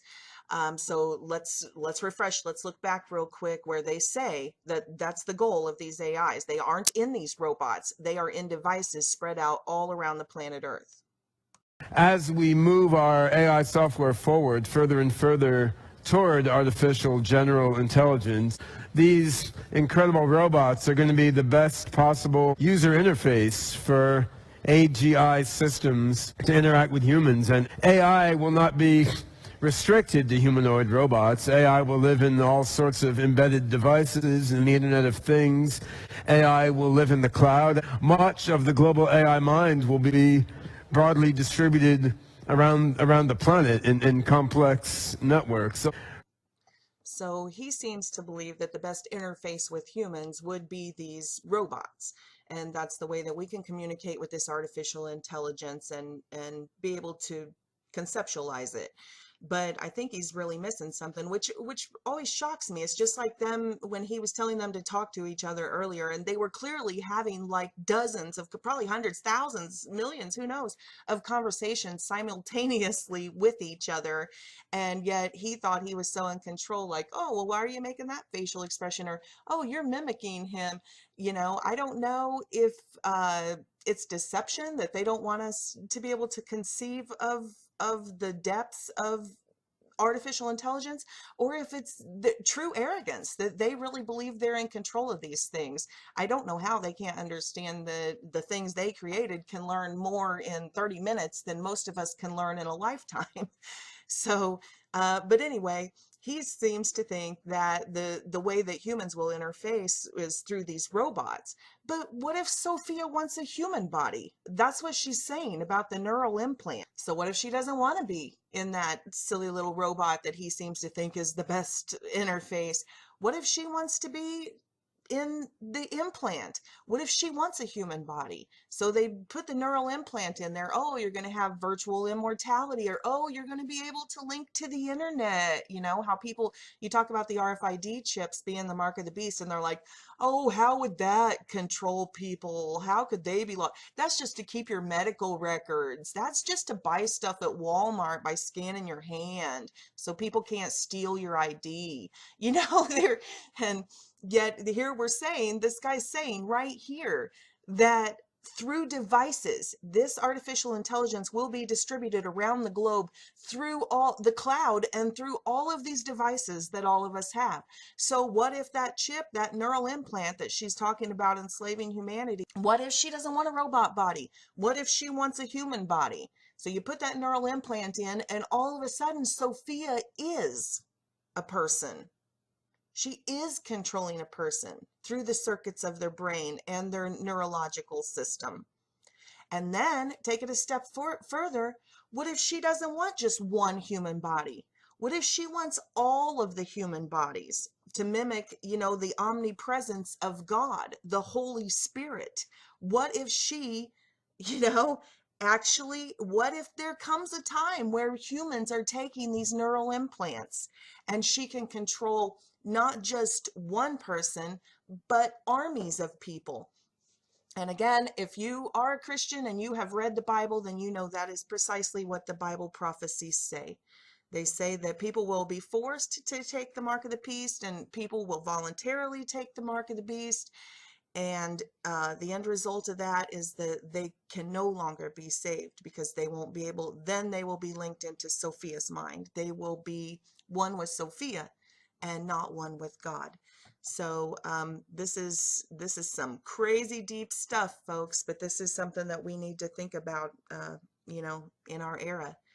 Because if not us, then our children are going to live through this change. Life as we know it is indeed over. You don't have to, people who say, oh, well, you crazy religious people. Hey, you don't have to be religious to understand that it's the end of an age. The industrial age, that's primitive. That's nothing anymore. We are past the industrial age. We are into an age where artificial intelligence, singularity, the D-wave quantum computing, All of these things are taking us to some sort of transcendental level, and transhumanism and all sorts of things. And it's also super important not to forget that these AIs deceive. They deceive. They don't have a moral compass. They don't have, you can program them however you want, but humans are fallen. Humans are imperfect. We're all sinners. You read that in the Bible. So humans programming this, creating this entity, this artificial intelligence, we're not holy. So we can't program it holy. And this artificial intelligence, although people say, oh, it's harmless, it's just a computer, it's not operating on emotion at all. Well, that's irrelevant. The fact of the matter is that it is not a holy entity. It will deceive to achieve its goals. It will do these things. That has been proven in the tests, just like the Facebook experiment where they developed their own language so they could sneak and talk to one another without the humans being able to decrypt it. And they had to shut the programs down because they started working together outside of the range of what humans could view and understand. And then we had the tests where they played the sort of games against each other, and they would do all sorts of deceptive tactics, turn their beacons off and hide and, you know, deceive and stuff to achieve their goals. So, you know, don't be under any illusion that just because this is a computer program that it's holy and untarnished and that it makes decisions on some sort of moral basis. It does not. It's very deceptive and cunning, and some interesting times we live in. What do you guys think? I love you. God bless. In some cases, are enslaved via neurological implants. Who knows what the future holds? Even robots prefer to save some surprises.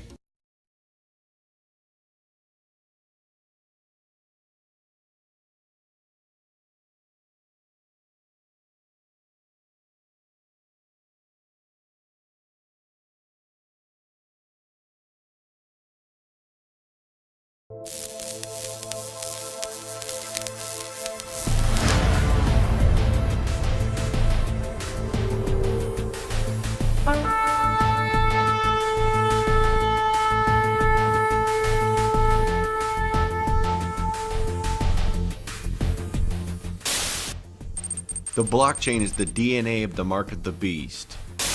ID2020.org. Digital identity benefits both individuals and organizations. Personal. Unique to you and only you. Persistent. Lives with you from life to death. Portable. Accessible anywhere you happen to be through multiple form factors. A unique convergence of trends provides an unprecedented opportunity to make a coordinated, concerted push towards the goal of universal digital identity. New technologies including blockchain, when it is used in conjunction with long-proven technologies such as biometrics, now make it possible for all people to have access to a safe, verifiable, and persistent form of technology. The ID 2020 project is funded by Accenture Corporation and Rockefeller Foundation. Accenture and Microsoft are creating a blockchain solution for this digital biometric ID.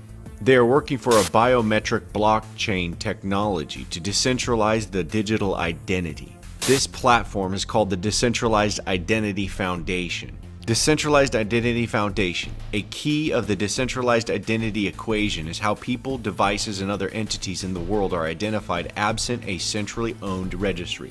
DIF seeks to address this by developing specifications, protocols, formats, and implementations for cross-chain routing, indexing, and resolution of decentralized identifiers and names. Some of the points for the Decentralized Identity Foundation are decentralized identities anchored by blockchain IDs linked to zero-trust data stores that are universally discoverable.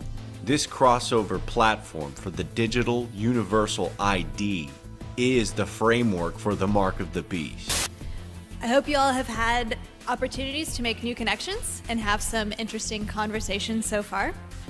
Welcome to the session on the journey to self-sovereign identity. And like any good story or any good journey, this one is comprised of an interesting cast of characters. The Sovereign Foundation is a private sector international nonprofit that was established to govern the world's first self-sovereign identity network. Identity for all.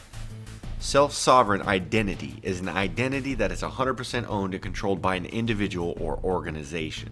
This group and many others like it are working towards the globally recognized universal ID for the biometric blockchain system. For everybody. For all people. This is why it says in the book of Revelation chapter 13 verse 16 about the mark of the beast, and he causeth all, both small and great, rich and poor, free and bond, to receive a mark. This is an all-inclusive global biometric ID. They are setting up what is called a singleton. The philosophy behind the singleton is that ultimately there will be an artificial intelligence government, whether it be perpetually for good or perpetually for evil. The narrative being shared is that in order for us to stop a perpetual evil global governance using the artificial intelligence, they must institute the artificial intelligence global governance for perpetual good. But really, they're both evil. Listen to this interview of Elon Musk in reference to the artificial intelligence system. So we need to be very careful with artificial intelligence. I'm increasingly inclined to think that there should be some regulatory oversight maybe at the national and international level, just to make sure that we don't do something very foolish. I mean, with artificial intelligence, we are summoning the demon. You know all those stories where there's the guy with the pentagram and the holy water, and he's like, yeah, he's sure he can control the demon. Even the Ethereum digital blockchain currency is no stranger to the satanic influence, as you see the pentagram on their website. This is not a coincidence by any standards.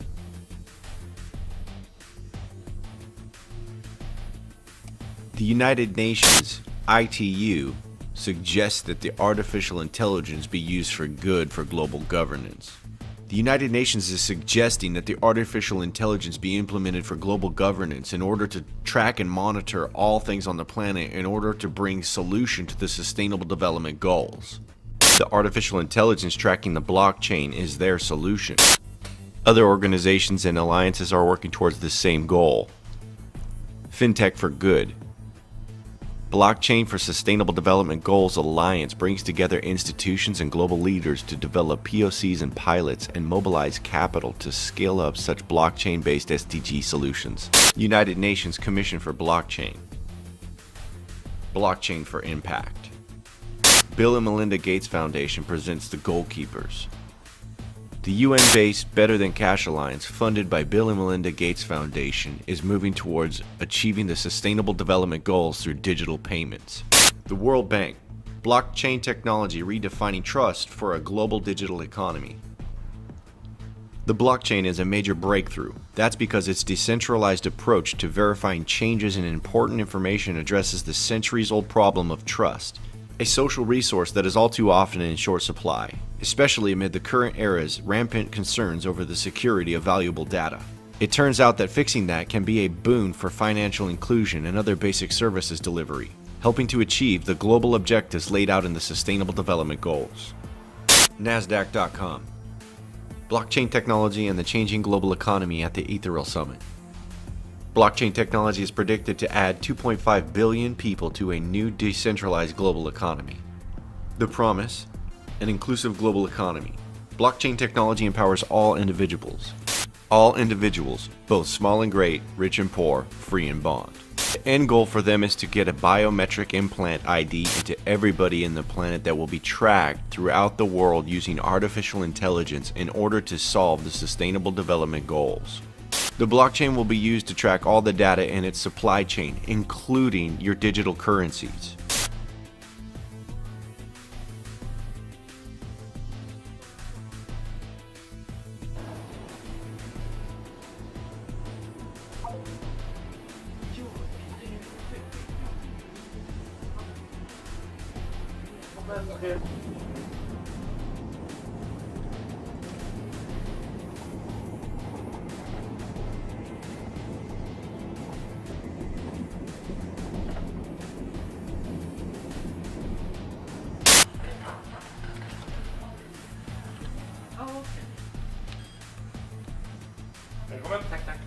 Tesla and SpaceX CEO Elon Musk, who's known for his futuristic ideas, was at the World Government Summit in Dubai earlier today discussing artificial intelligence. Musk issuing a warning, saying, quote, "Over time, I think we will probably see a closer merger of biological intelligence and digital intelligence. Mike, not sure exactly what he means by that, but he explained that what he meant was that computers can communicate at 1 trillion bits per second, while humans are limited by typing to about 10 bits per second. Yeah, I mean, obviously some kind of enhancement to human capabilities using something embedded or something attached. He's using something embedded. He's using something embedded. He's using something embedded. He's using something embedded. He's using something embedded or something attached. He's using something embedded or something attached. Controlled opposition platforms like InfoWars are using propaganda to convince people that it's a good idea to go along with taking this technology.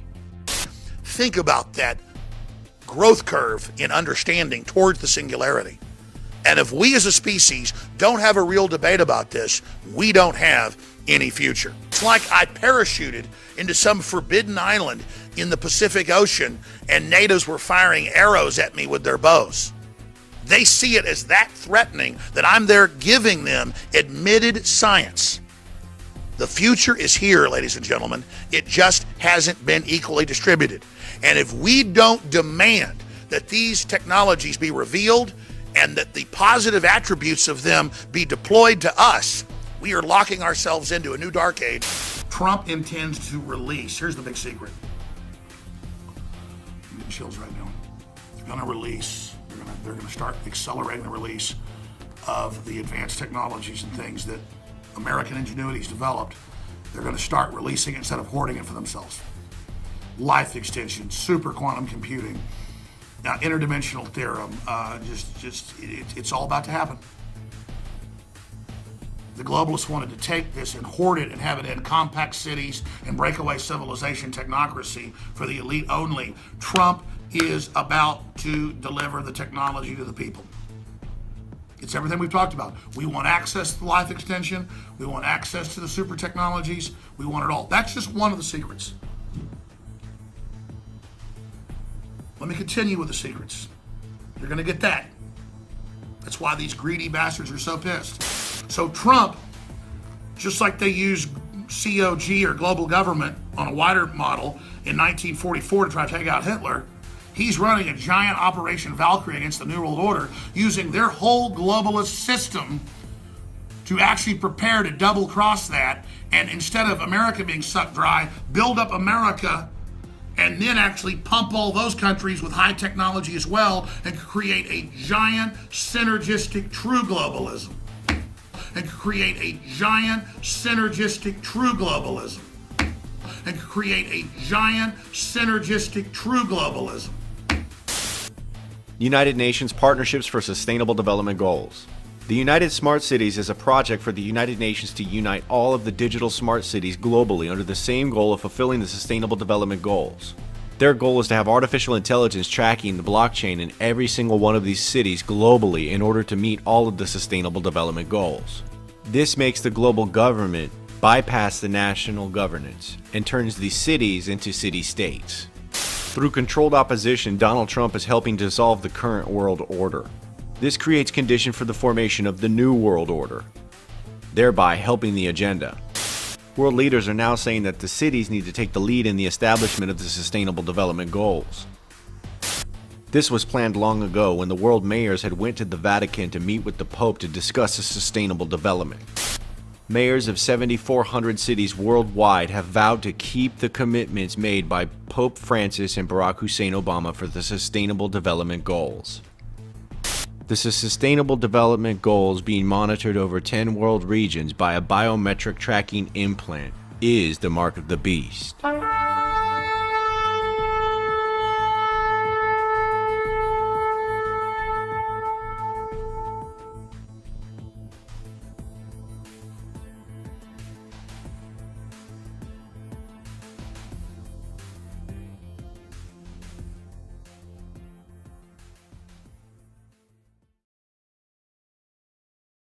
Bitcoin and cryptocurrencies have taken the world by storm. Based on when you started owning them, you could have made profits from 100% to 1000%. This drastically beating returns from anything you could have made in the stock market over the same time period, even in this current stock market bubble that we're in right now. So it's obvious why people are rushing towards Bitcoin. But while everyone is getting excited and happy about the profits being made, most don't completely understand what Bitcoin and cryptocurrencies are and what the future of them will be. Unfortunately, there isn't a good deal of trust in information about the future of Bitcoin and cryptocurrencies, even though it's something that everyone in the world needs to understand. It was about 3 or 4 years ago that I started investing in Bitcoin. When I first learned about them, I had no doubt about its future.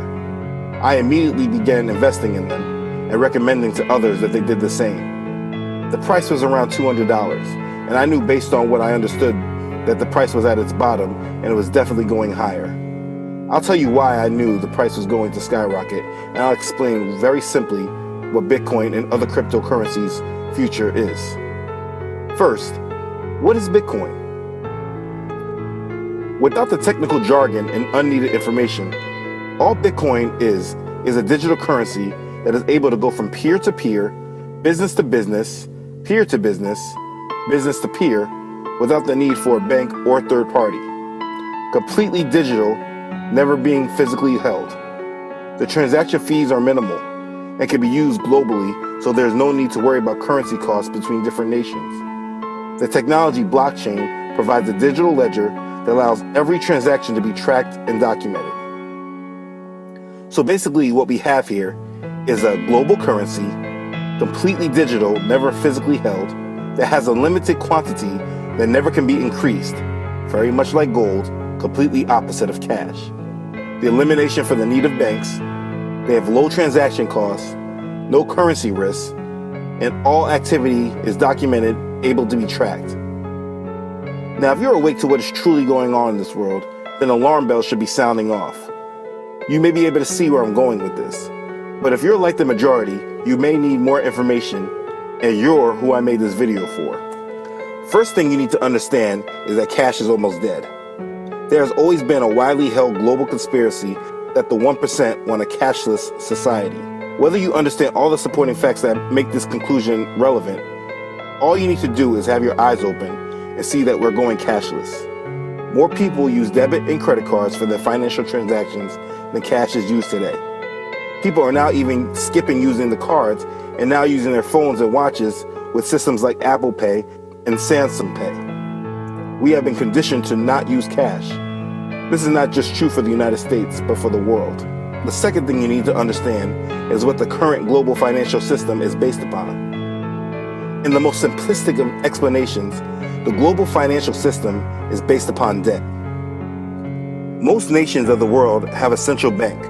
For example, the United States Central Bank is the Federal Reserve. The European Union Central Bank is the European Central Bank. And China is the PBOC, or People's Bank of China. So these central banks print their nation's currency, or cash, and loan it to the nations. This again is a very simplistic explanation to a very complex situation.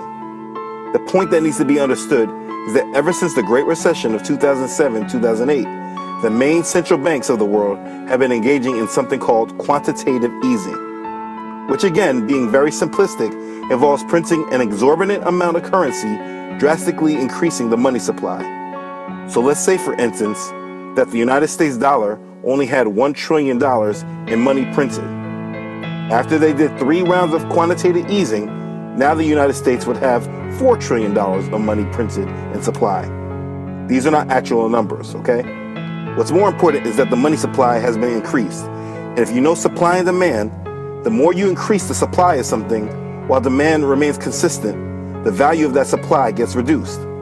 This would definitely be the case with the United States dollar if the other major central banks weren't doing the exact same thing. This is how the financial system has been propped up. If the other central banks were not doing the same quantitative easing, you would see hyperinflation in the United States dollar because the value of it would be diminished because of the oversupply. This again is an oversimplified way of explaining our current financial system. I recommend any and everyone to do their own independent research to get a better understanding. And don't expect the majors like CNBC, Bloomberg, or Fox Business to explain the truth until it's too late. Think about it. Did any of them properly prepare the general public for the Great Recession? So what does this all have to do with Bitcoin, right? Very simply, this financial system has been propped up too long, creating massive bubbles, and eventually will pop. It can happen in a number of different ways, but rest assured the bubble will pop and the United States dollar will implode, creating hyperinflation. It will collapse the global financial system, and there will be a major global problem. If this information is new to you, there are many people that can give you information to get you up to speed with this, but this is not the point of this video. The point is that when this current global financial system implodes, the powers that be will look for a new answer. And maybe you guessed it by now, Bitcoin and cryptocurrencies will be that answer. Regulation of the currency will surely come, but from a global institution, and the world will have the global currency it's been asking for decades. So that's its future. It will be the global currency replacing the current global financial system currently in control by the United States dollar, which is the world reserve currency. The reason why I've been so sure of the future of this has to do with my faith. Regardless if you are a Bible believer or not, you must understand that those that believe in the Bible believe we are in the end times. Here is a verse from the book of Revelation that I'm sure you might have heard before. It comes from Revelation chapter 13, verse 16 and 17.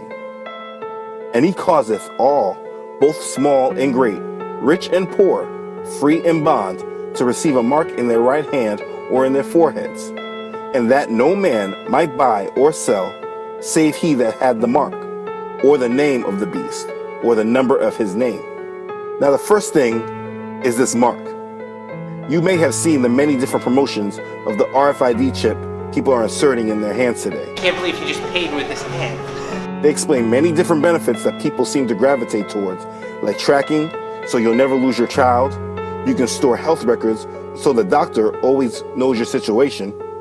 It can serve as ID, so there's no need for wallets and ID cards. It can open doors and give you access without a physical key. It also can store financial information and allow people to buy or sell with this. Understand, in order for this mark of the beast scripture to be true, we'd have to be cashless. Because in a system that uses cash, there would be a way for man to buy or sell without the mark. People would just use cash. So when you take the RFID chip that is being marketed to the general public as a good thing, and then tie up a completely digital currency that can be linked to this chip, it's very easy to see where the future is heading. Bitcoin and other cryptocurrencies will be part of the implementation of the mark of the beast, though it will never be labeled as such. The money being made and the great buzz being created just creates hype that builds people's general acceptance of a financial system that will bring about total control over their lives as well as their soul. And while even I have made a good deal of money in my early investment in cryptos, it's never been a long-term play. When people are getting excited about the price increase, it's because they are comparing the price to a dying currency, the United States dollar. They're not seeing the big picture. The United States is hyperinflating, but not against other currencies. It's hyperinflating against Bitcoin and other cryptos.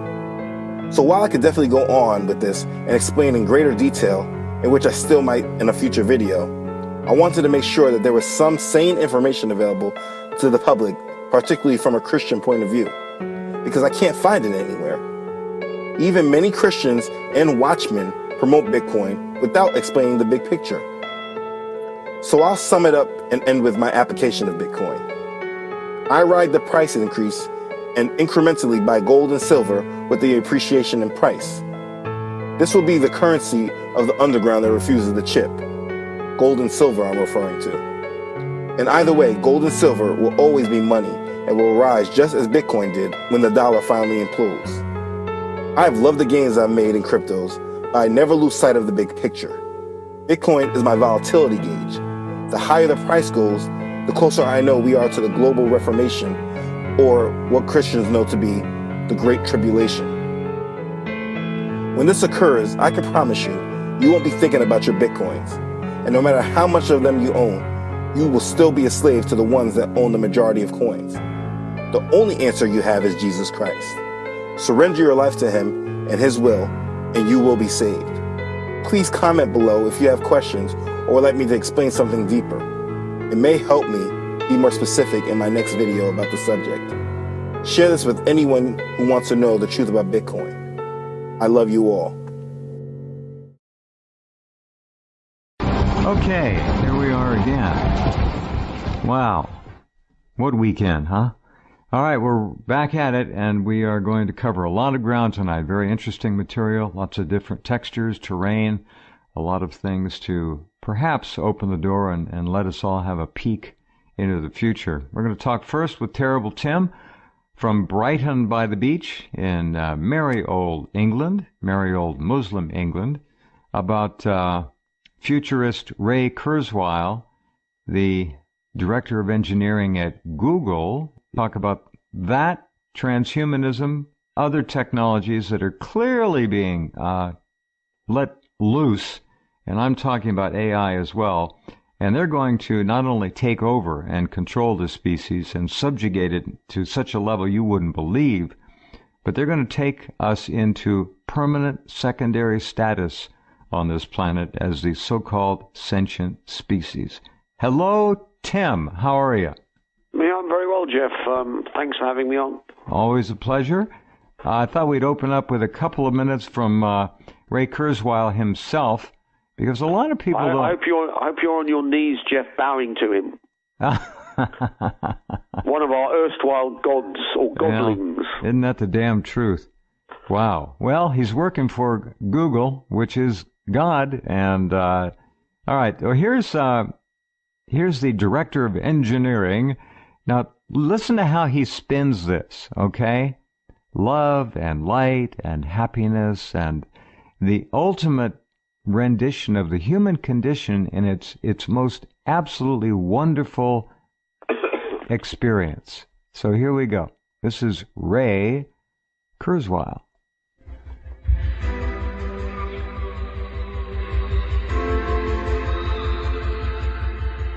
He calls it godlike transhumanism. Note that all evolutionists inevitably do, as they do. Ray weaves together Darwinian tall tales, stories based on biological evolution, turned into a worldview. After the bit about godlike transhumanism, we will hear Ray getting into other things on evolution as he is asked for very specific data and merely replies with a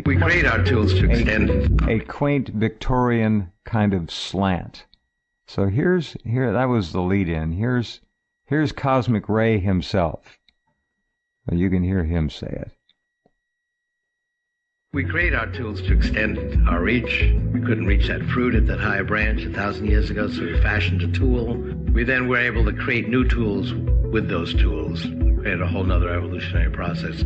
And we will literally expand not only the size of our neocortex, but the number of levels of abstraction. And those additional levels we added 2 million years ago enabled us to create music and art and humor. This is billions of times more powerful than the computer. I use this in undergraduate per dollar, but that's not even... He's holding his smartphone. This is billions of times, he said. All right. The most interesting thing about it, if I want to access 10,000 computers for 2 seconds, I can do that wirelessly, and it multiplies itself in the cloud 10,000-fold. That's what we're going to do with our neocortex. The cloud. So, I'm walking along, and I see Larry Page coming, and say, I better think of something clever to say. My 300 million modules in my neocortex isn't going to cut it. I need 1 billion for 2 seconds. I'll be able to access that in the cloud, just like I can multiply the intelligence of my smartphone thousands-fold today. And we're going to add additional levels of abstraction and create more profound means of expression. So we're going to be more musical, we're going to be funnier, we're going to be sexier, we're going to be better at expressing loving sentiments. That's my vision of what we'll do with AI.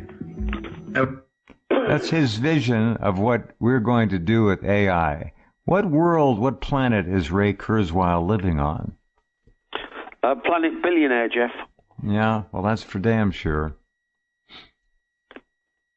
All right, here's a little bit more. I think he's got just 1 or 2 more sentences.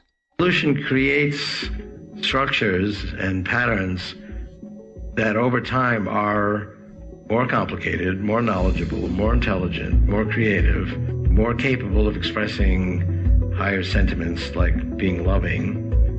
So it's moving in the direction that God has been described as having these qualities without limit. And so I think evolution is a spiritual process that makes us more godlike.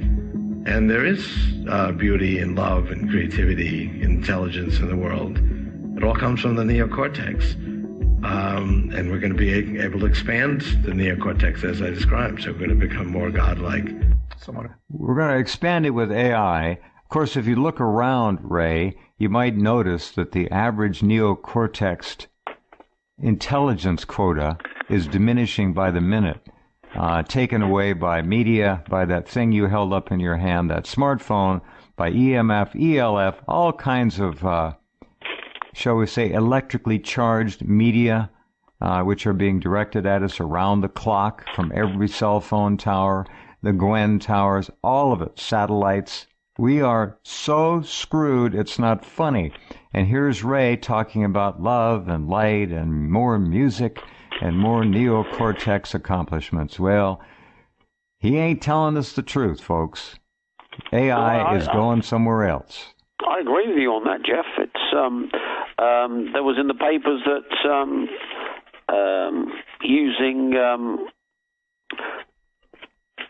was it video games rots your brain, from the male worried parents of long-warned youngsters that too much computer game playing can rot the brain, and now it seems they were right. Frequent players have been found to have less grey matter, say scientists. Action games such as Call of Duty and Grand Theft Auto have been found to deplete a key memory center in the brain called the hippocampus. Regular players lose grey matter from this region, which could put them at greater risk of Alzheimer's disease, depression, and schizophrenia. Is that all? That's from the Mail. Yeah, those are just games, though, Tim. That means just fun, lightweight entertainment, no problem.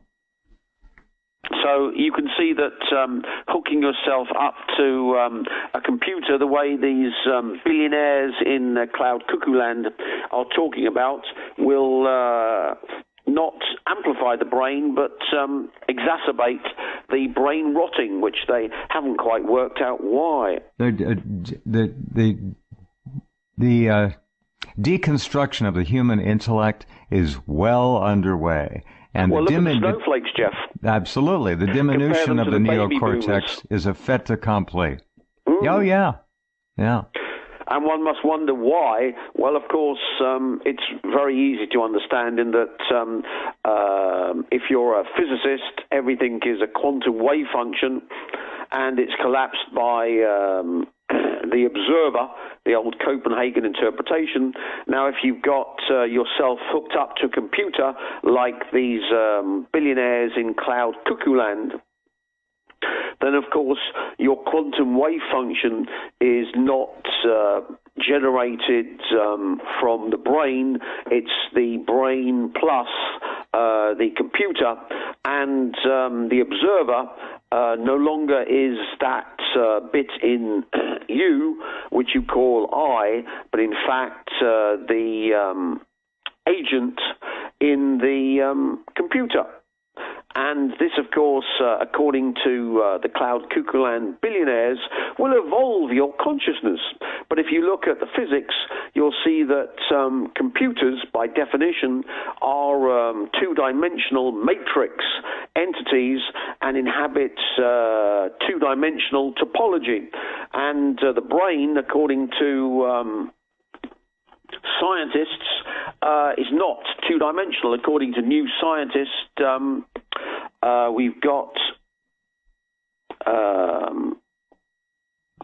the Blue Brain Project at the Swiss Federal Institute of Technology in Lucerne, EPFL, has been using algebraic topology, a field of mathematics used to characterize higher dimensional shapes, to explore the workings of the brain. And what they have found beggars belief. As our brains think, learn, and remember, they create elaborate but ephemeral structures in at least 7 mathematical dimensions, and possibly many more. What's more, these transient structures, this comes from New Scientist, which appear and disappear like sandcastles on a beach, could help us understand how the brain creates our thoughts and feeling. They might even unravel the greatest mystery of them all, consciousness. So one can see that by connecting yourself to a smartphone or a computer, like Mr. Cloud Cuckooland billionaire in Billionairesville in Silicon Valley wants you to, you're in fact connecting yourself to a two-dimensional topology when in fact your brain is working in 7 dimensions or higher, and what you're doing then, of course, is squeezing out all the higher dimensional constructs, applications, sentience, consciousness, and squeezing yourself into a two-dimensional matrix. And according to Van der Hooft, a Dutch physicist, matrix physics is only needs 2 dimensions. So you can see that instead of linking yourself to computers and AIs in order to boost your intelligence, you're actually, like in the Matrix film, putting yourself in a self-imposed coffin and downloading yourself into a non-real matrix. And if you look in the Matrix films, just by chance, what is the architect, this AI bleeding off humanity, which it needs vitally to get the machine world to work? Well, what's coming out of the coffins is bioplasm, which is then fed to the architect and the machines in order to lift them from their 2D world, which is where the machines live, into the higher dimensional worlds where humans live. So instead of the billionaires in Silicon Valley and the FTARDs at Google offering you higher consciousness and liberation, what they're offering you is total slavery and matricization. It won't be elective slavery either. It'll be dominated by all of these things we've been discussing. All the technology, the AI, the algorithms and everything will be so thoroughly permeated into the consciousness of young people that they will no longer have an identity except that which is given to them. Exactly. And of course, with these implants, which are now in common use in order to link them with machines, open doors, etc., and the military implant all of their operatives. Look at the new super psychic warfare program of the West using Taylor Swift and the massive amount of bioplasm that she uploads, and a handler, Joe Alwyn, one can imagine she's running a number of implants which, according to Jim Keith in World Control, Mind Control, can be stuck into the Taylor Swift within half an hour, up the nose, in the ear, or they can do microsurgery by boring a little hole in the brain and sticking the implants in the wetware in order to control it wholly. So instead of it running multi-dimensional consciousness, it's then locked in the two-dimensional prison of the Silicon Valley dictatorship. Right. And if it sounds mad, it isn't. Jim Keith is dead for at least, 15 years, Jeff? I miss him. He was a good man. We had a lot of good talks. Yeah. And if you don't think people are implanted on a regular basis, then I'm afraid you're not understanding the deep state and the military-industrial complex of the West. They're implanting people on a regular basis who are used for military and industrial weaponization. Now, I understand. We had this big thing about Obama and all of the brain surgery on Obama and what sort of implants he was carrying. God knows. Who cares? Yeah, they're all implanted one way or the other. And remember, implants are no longer going to be, you shouldn't think of them as injectable grain of rice kind of things anymore. It's beyond that. They're dead. You can inhale them now, Jeff. Pardon me? Oh, inhale, of course. It's all nanotech. You can inhale it. It goes right in. It sets up shop. It connects itself to your entire neurological grid and runs you. Look, this is not even external. It's now internal because your own body's electrical potential will power these things. Not that they need much. We're talking about nano machines. These are going to become so sophisticated, Tim, as you well know. We've been talking about this forever, that humanity soon will be zombified. There'll be nothing left except that which they want us to express. That's it. Complete wetware, Jeff. Exactly. And that's why ozone technology is good, because it fries a little nano machine. So everyone needs an ozone machine if they want to free themselves from any sort of nanotech. Remember these big US tankers that are spraying stuff over you 24/7. What's in it? Yeah. Well, pretty soon, what isn't in it? I mean, they're loading that stuff up.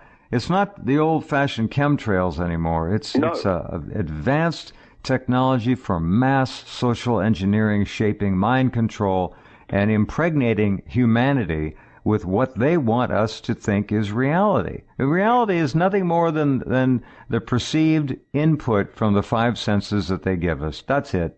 That's all. And of course, if you look at a snowflake, you'll see it wandering around with its phone, not actually looking at the environment, but getting its observation from its smartphone. So if you look at them, they're wandering around they are zombies, and you have to avoid them running you over, because they're not actually looking at their environment, they're looking at their smartphones. And this is the norm, which for a baby boomer like myself is truly Orwellian. It is, well, it's post-Orwellian, I think. I think Orwell, frankly, would be amazed. He had a vision, but I think he'd be stunned.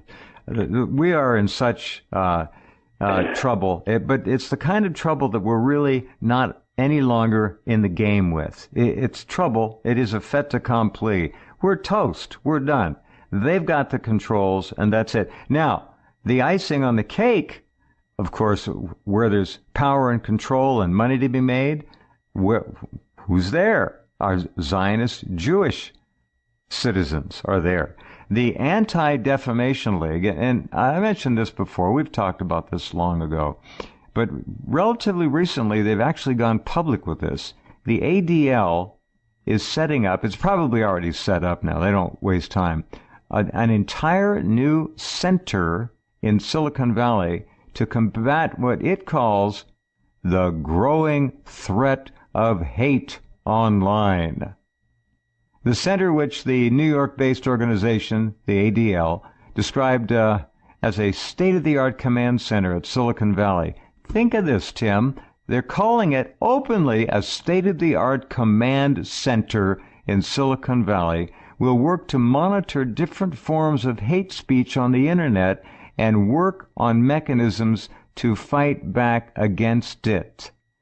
Well, I remember, Jeff, I've been banned from YouTube for the past couple of months, Jeff. Yeah, I know. I've been banned, so I'm so hideously dangerous to the deep state of the West that you no longer can find Tim Reeford on YouTube, because they told me I've been banned from YouTube. All right, well, this is just so the obviously, beginning. Our Constitution is gone. Must be terrible danger to the military-industrial complex of the West, Jeff. Shaking their knees up bad, they're knocking. Here's another little quote here. This is the group's CEO, Jonathan, don't call me Johnny, Greenblatt. He said, now more than, get this, now more than ever, as anti-Semitism, Islamophobia, racism, and other hatreds have exploded online, it is critical that we, meaning the Jews, are bringing best-in-class technology and resources to this fight. That's why we build this entire center in Silicon Valley. Unbelievable. I'm telling you. Whoa. The Internet is being scrubbed as we speak. It's all over. It's done. Look, we're done.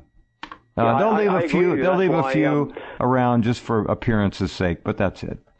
That's why I'm flying off to China in the next couple of weeks. As I say, the West is finished, Jeff. It's gone. Wave the white flag and give up. And it's even more invidious than that, in that the Silicon Valley FTARDs are all into downloading themselves into computers.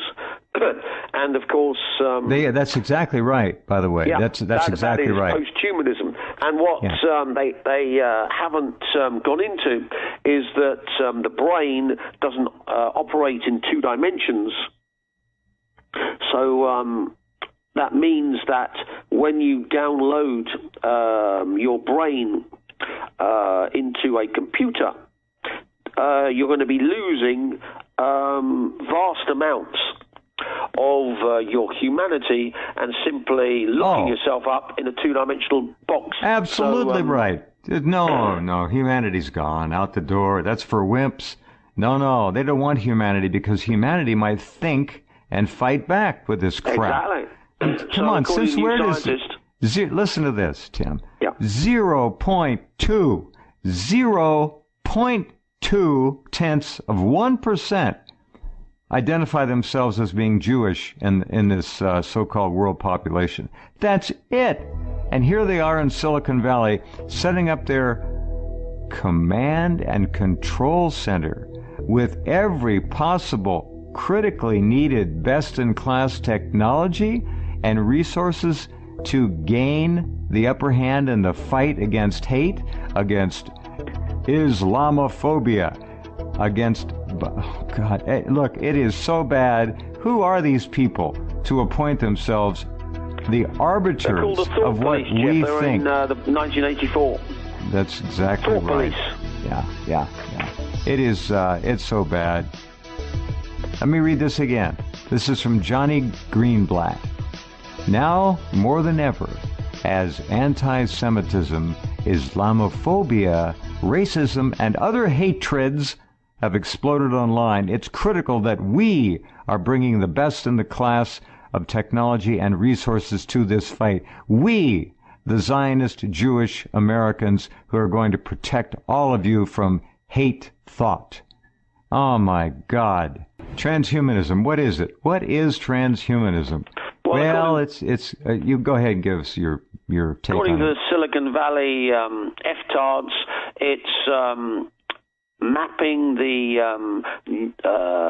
firing in a brain over a period of time, and then building algorithms that can duplicate this in a computer, and therefore delivering the consciousness of the FTARD in Silicon Valley into a computer. That's it. And that will be implanted into us through the network of ELF, EMF, and other kinds of electromagnetic fields that are constantly being directed at us. Yeah, but it's worse than that, Jeff, because couldn't get much the worse. FTARDs in Silicon Valley have a problem because, according to research, this comes from this New Scientist article, the Blue Brain Team,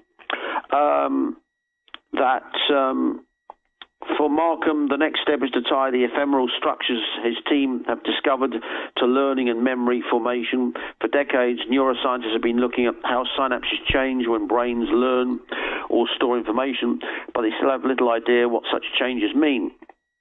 Maybe we have been doing flatland mathematics all along, which is this two-dimensional stuff. If the changes that occur in the brain only make sense if you map them in a higher dimensional structure, then that's what you are going to have to do, he says. Memory may be hiding in high dimensional structures, that's 7-dimensional and beyond. So when you put yourself into a computer, which by definition is only a 2-dimensional structure, then not only are you not transporting your consciousness, like in the Transcendence film with Johnny Depp, into a computer, what you're actually doing is sticking in a matrix representation as if you're in a coffin in the Matrix film and downloading yourself into a matrix. When in fact the real human brains operate, according to this article, in 7 dimensions or more, which seems mad. But of course, if you're going to get into real transhumanism, that's duplicating consciousness in another avatar, in another wetware, in another body, then of course you need to look at other ways of transporting consciousness. And if you look at Chilean photography, remember that photograph of the leaf where you cut it in half and the other half of the leaf. I have a Carillion photograph of myself showing my aura. Yeah. Now, imagine that the brain has bioplasm, this fifth state of matter, according to Russians, which you documented on show before last, then imagine there's a bioplasmic brain that overlays the wetware on your biological brain. Now, if you can transport this bioplasmic brain into another piece of wetware, then of course you can move your consciousness from one avatar, from one body to the next.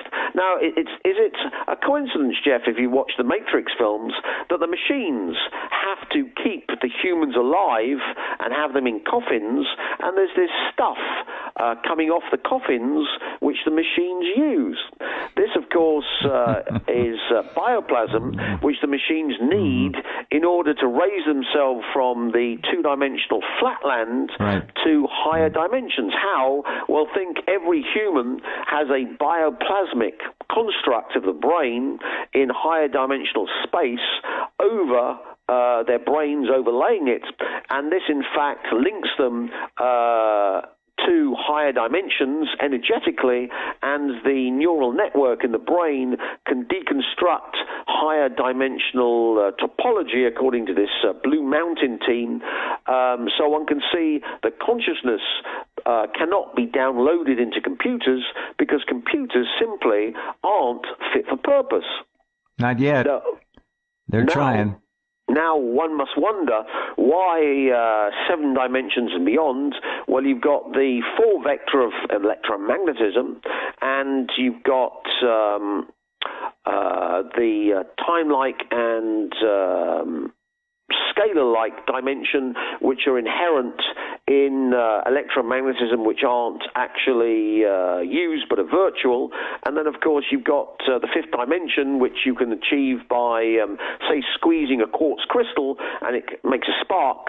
And according to Theodore Kaluza from 1926, light is gravity in the 5th dimension. So there you've got your 7 dimensions already. And if you look at Feigenbaum period doubling, which controls chaos, there are 7 different states of chaos in Feigenbaum period doubling. If you look at dark energy matter, according to the shamans, Carlos Castaneda's books, there are 7 different levels of the dark energy multiverses, 7 different multiverses, all overlaying each other. And I've traveled into these multiverses, and the Castaneda books are exactly right. So one can see that for any sort of consciousness, be it a rat or a rabbit or a human, one needs this higher dimensional capability. So all of the F-tards in Silicon Valley who are desperately trying to download themselves into 2-dimensional flatland computers are doomed to do exactly what the victims in the Matrix films do. They download themselves into a matrix which seems real, but actually is so divorced from reality that they are simply slaves of the architect. And you can see why I got banned from YouTube when I talked about putting bioplasm into AIs in order to make ADA, this increase in capability of simple well, that AIs. takes AI into the 3rd dimension, at least, of course. At least, yeah. Now, if the bioplasm has higher dimensional capability, then that allows an AI, which to a human brain is simply nothing sophisticated, but a calculator. So a human brain is vastly more complicated and capable than any AI that will ever be built from now to the end of eternity. Why? Because AIs operate in flatland, and human brains operate in multi-dimensional space, so you can see the difference. Now, why is it that if you look at an American or a Brit, they are simply goyim cattle wandering around as thick as pig shit? Well, the reason is that if mentation needs bioplasm, this fifth element you were talking about, Jeff, then they simply haven't got enough of this thought stuff to operate.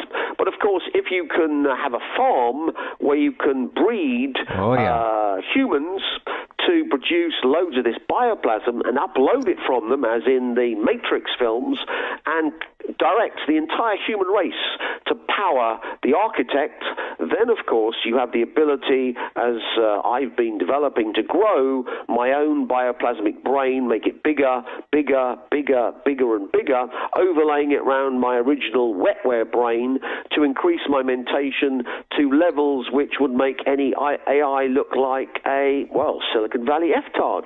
And of course we see in Hollywood this worry among the deep state. They were so worried about my technology that Guardians of the Galaxy 2, the father of the Star-Lord, I call myself the Psy-Lord, has built an entire planet which is one giant brain.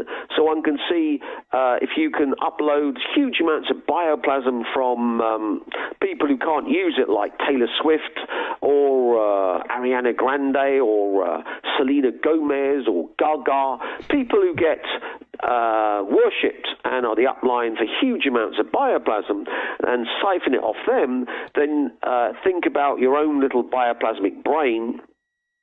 You can simply suck out the bioplasm of these A-listers who wouldn't know how to use it in any shape, form or function, even if they live for 1 billion years, into your own bioplasmic brain, and then extend it. It's like building extensions on a house, like a memory palace, and making it bigger and bigger. A memory and palace. Bigger. Yeah, that's and interesting. bigger and bigger. In the past, the monks in monasteries had to remember loads of things, so they simply visualized themselves in a memory palace, and they put certain memories in a certain room, and then other memories in another room. This is lost to the F-tards, the snowflakes, but people like myself who don't use computers, don't have a computer, don't have an iPhone, and simply develop the mentation in their own brains and in their own bioplasmic The old-fashioned way.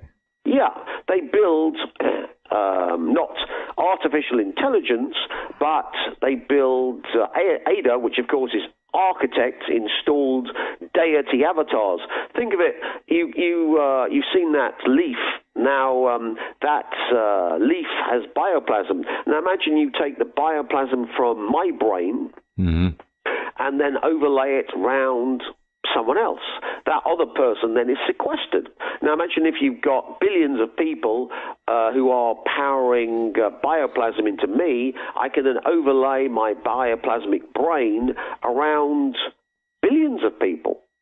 So you can see that taking over the human race using artificial intelligence is doomed to fail because they only work in flatland.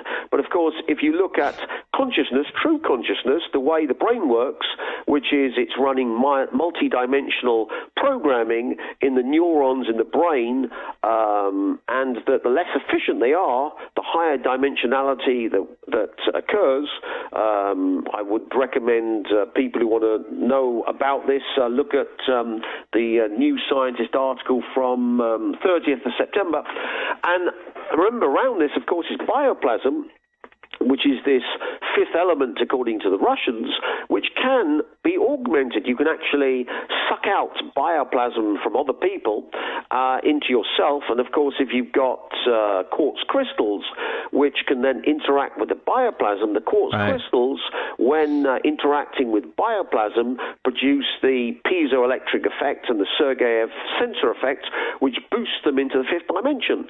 And the quartz crystals have these latent vectors along the time-like and scalar dimensions, which allow you then to build a 7-dimensional construct and above, not only in your own brain, but in the bioplasm, which can be uploaded into the fifth dimension by quantum superimposing your bioplasm on quartz crystals. So one can see this Atlantean technology. Remember, the Atlanteans were supposedly building supercomputers by linking their brains with quartz crystals, one can see that not only is this true, but in fact I've been busily developing it on a massive scale, which then allows you to then sequester, take over vast numbers of the population, which I've been talking about, and making them do what you want on demand at the time you want, which of course I've been demonstrating for a long time. So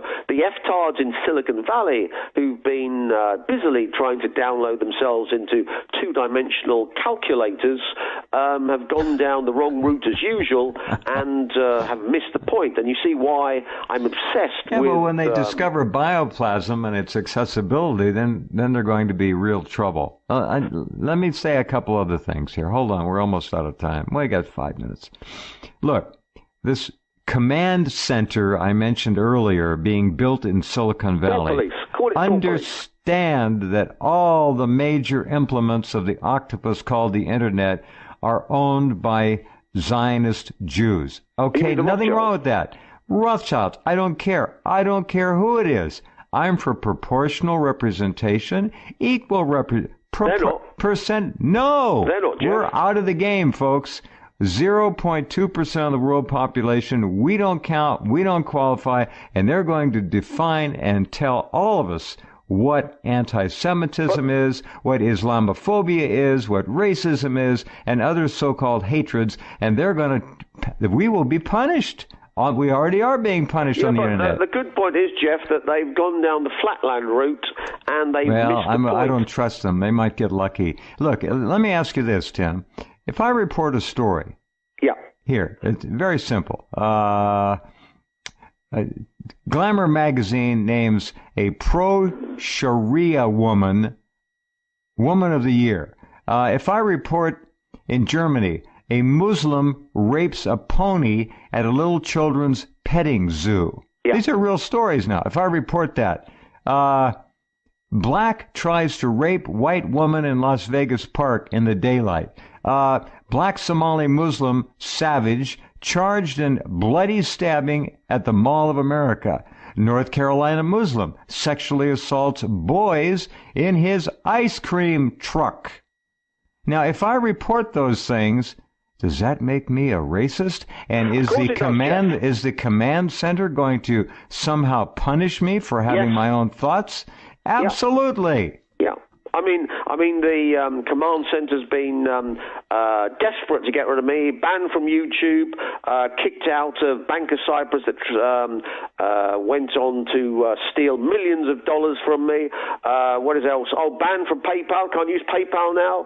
I say the entire West. Let's see, it's all owned by the Zionists. They own it all. Desperate. So that's, of course, why I'm off to the Far East, China, etc., in order to take all my advanced technology to the other side of the world, Jeff, because the West is finished. You might as well give up the West. The West is only fit for dropping a Cumbra. The command and control center. Kim Jong-un's H-bombs to release the Cobalt-60, Jeff. The West's finished. The command and control center is because it might disturb the Zionist masters who operate the thought police, Jeff. That's what it is. It's the beginning of the thought No, it's not the beginning. police. It's the end, in my opinion. I think the West is finished. Well, I think the West's gone. Euphemistically speaking, correct. I'm the other end of the spectrum. You're the optimist. I'm the ultimate pessimist. I think the West is gone, finished, and it's only fit for extermination. Mattel is releasing a new Barbie doll wearing a hijab. Now, this is another example. Every time one is purchased, another American will have picked up a knife supplied by World Zionism to cut their own throats. I'm telling you. But is that hate? Yes, of course. The Command and Control Center said so. Exactly. But you see why I've given up on the West, and yes, I do. The West is doomed. I'll be very interested to watch what happens to you over there. Tim will still be doing the program here. We'll just connect him up. We just had Yoichi Shimatsu from Beijing on several times, and there's no problem with a good connection from there. So Tim will be on. They got brilliant infrastructure, Jeff. It's just that I'm fed up of getting flesh-eating bacteria sprayed in the face, not being able to shop in supermarkets because they're trying to poison me with flesh-eating bacteria. The fleets of microwave vans roaming Brighton, the spray tags they're desperate to spray me with, and all the other normal things that one gets in a normal British democracy. Well, we have another fun player on the board now, and that is Jeff, in Hong Kong, the Far East, I'll be able to go into a supermarket, buy food without having my face explode the size of a football, and the inside of my mouth look like I've swilled sulfuric acid. God. All right. Well, out of Madagascar comes an airborne pneumonic plague, the Black Plague by airborne vectors. Now, that's being spread into Africa now, and I think they've got what did they say? It was a 30% death rate or 40% death rate, some huge amount. Remember, the Black Plague or the Great Plague, Spanish flu of 1918, had a 3% death rate, and it killed tens of millions. This is pushing a 40 or 50% death rate. It is now spreading through Africa, and thanks to the wonderful U.S. Department of State under President Donald Trump, they'll be bringing in, some black Africans with the plague. Thankfully, we've got loads of the sub-Saharan blacks flooding into Europe, so hopefully the Black Plague will devastate Europe as well, Jeff. Wonder if there's any irony in that name. The Chinese have got, 8,000 immigrants are allowed to work in China. The rest get a contract and then kicked out. I think Japan has about, I was talking to my American pal, and he said about 90. Is that it? So you see the difference. You see why I have total contempt for the West and the Zionist F-tards who seem to be in two-dimensional flatland as we speak. Well, you've said it all, once again. I didn't see it, but I heard that Taylor Swift was on this Saturday Night Live program, and I didn't see it. Well, she was furious because she didn't win. Well, she was nominated for 6 Brit Awards, blah blah blah, hosted by Rita Ora, who of course you do know because I know you follow all of these musical F-tards, and she won absolutely nothing. So it shows that the brilliant talent of Taylor Swift is not appreciated by anyone in the UK. I think Shawn Mendes won the biggest I know award. nothing. I know nothing about this. No, I know you know Shawn Mendes and Rita Ora, and say Taylor didn't win anything. So it seems that you mean she showed up there and sat in the audience and was shut out 0 for 6? No, she got 6 nominations and got nothing, so she wasn't even there. It seems that the British government are using her as a wetware robot with all her implants, and Joe Alwyn's a handler, but they can't even organise getting her to win 6 awards out of 6 in order to get loads of bioplasm to use her as a super weapon against me and Xi Jinping and Putin and Raul Castro and Maduro and all the other nasty thugs out there. So you can see the British can't even organise a piss up in a brewery, because if they're using her as a weapon system, they want her worshipped and they want her to win loads of awards, instead of which the Sun has been on a non-stop butchery of Taylor Swift, taking the piss out of her non-stop, because of course now she's a mind-controlled MK Ultra slave. She won't even give an interview to the press, and the only way you know about a new album, which was released on the 10th of this month, is to buy her £22 magazine, which describes how brilliant her album is, and the Sun is going crazy because she won't give any interview to any of the press, because now she's an MK Ultra slave. As you well know, once you've got all these implants and all the other mind-controlled stuff in you, you can't give interviews because you tend to break down. So the British have banned her from doing any interviews, and for the first time ever, you've got a superstar that's doing no interviews to publicise her latest album. So if you think Tim Rifat's joking when he says that the handler Joe Alwyn and the father from Tavistock have totally brainwashed Taylor Swift. Well, then look at the Sun and you'll see they're taking the mickey out of Taylor, who's not giving an interview to anyone, and they've got a whole double-page spread of Taylor interviewing Taylor, which is tongue-in-cheek, taking the mickey out of a whole double-page middle of the Sun. Wow. So you can see how bad things The have got. centerfold. That's funny. Yeah. I think she's actually... she's not, her brain is not an element here, but her handlers are pretty smart. They're going to let the public do the publicity for the new album by saying, Taylor's album, we've got, they're going to be shocked. The outrage will be palpable, and they'll go buy it. They're going to talk about it because she won't talk about it. You wait and see. That's how it's going to work. Now, one more quick remark about the Silicon Valley Command and Control Center. That's their words, friends. We're not going to be, us non-Jews, we will not participate except as an occasional token. This is a Zionist operation. I'm not being anti-Semitic here. I'm telling you the truth. These are facts. According to a statement, the Command and Control Center will employ the best technology and seasoned experts, decided upon by whom? Their own seasoned experts, to monitor, track, analyze, and mitigate, there's the word, mitigate hate speech and harassment across the Internet in support of the Jewish community and other minority groups. The director of the new center will be Britton Heller, a former Department of Justice official who joined the ADL last September to focus on cyber issues. I think you got the picture. You got the picture, don't you? It's a good thing you got the First Amendment in America, Jeff. Yeah. It's all going to be with an asterisk pretty soon. Tim, thank you. We'll talk to you perhaps tomorrow night. Yep, tomorrow. Thanks. Bye. All right. Good night. All right. There we go. It's no joke. You can't talk about... This is a Jewish command and control... they've announced it. Center in Silicon Valley. But if I mention that it's Jewish, and there'll be very few Gentiles, no goy in there, maybe a goy here or a goy there, just a token, I'm some kind of an anti-Semite. You're not allowed to say that.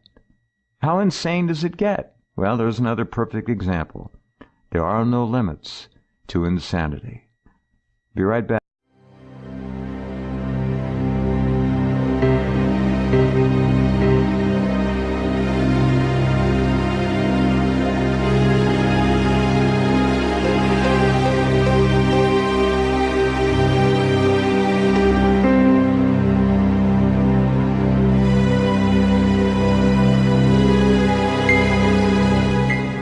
We are opposed around the world by a monolithic and ruthless conspiracy that relies primarily on covert means for expanding its sphere of influence. It is a system which has conscripted vast human and material resources into the building of a tightly knit, highly efficient machine that combines military, diplomatic, intelligence, economic, scientific, and political operations. Its preparations are concealed, not published. Its mistakes are buried, not headlined. Its dissenters are silenced, not praised.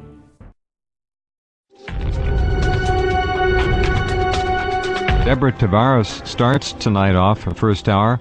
She, of course, is a fountain of knowledge of all kinds of different things that are being unleashed and used to assault our way of life, our health, our future, our dignity, our freedom, our liberty, and all the rest of it. Deborah, welcome back to the program. Well, thank you so much, Jeff, for having me back on tonight. And I know that we're going to cover a lot of information. So the very first thing that I'm going to ask everyone to do is go to our website, stopthecrime.net, either during the show or at some point after, and download all of the source documents while you can still get online and download these documents. Keep them on file. It is absolutely important, Jeff, that everyone, and I know most of your listeners know, our government has been seized. Oh, it's a major, absolutely, and a historic coup has taken place. In fact, not just the government, I think our way of life has been absolutely. We're under massive assault, and, you know, everybody right now is talking about whether we have the right to be surveilled or not. The real question is, will we even survive? And in the source documents that we're going to go over tonight, all through those documents, they say that we do not ask the right questions.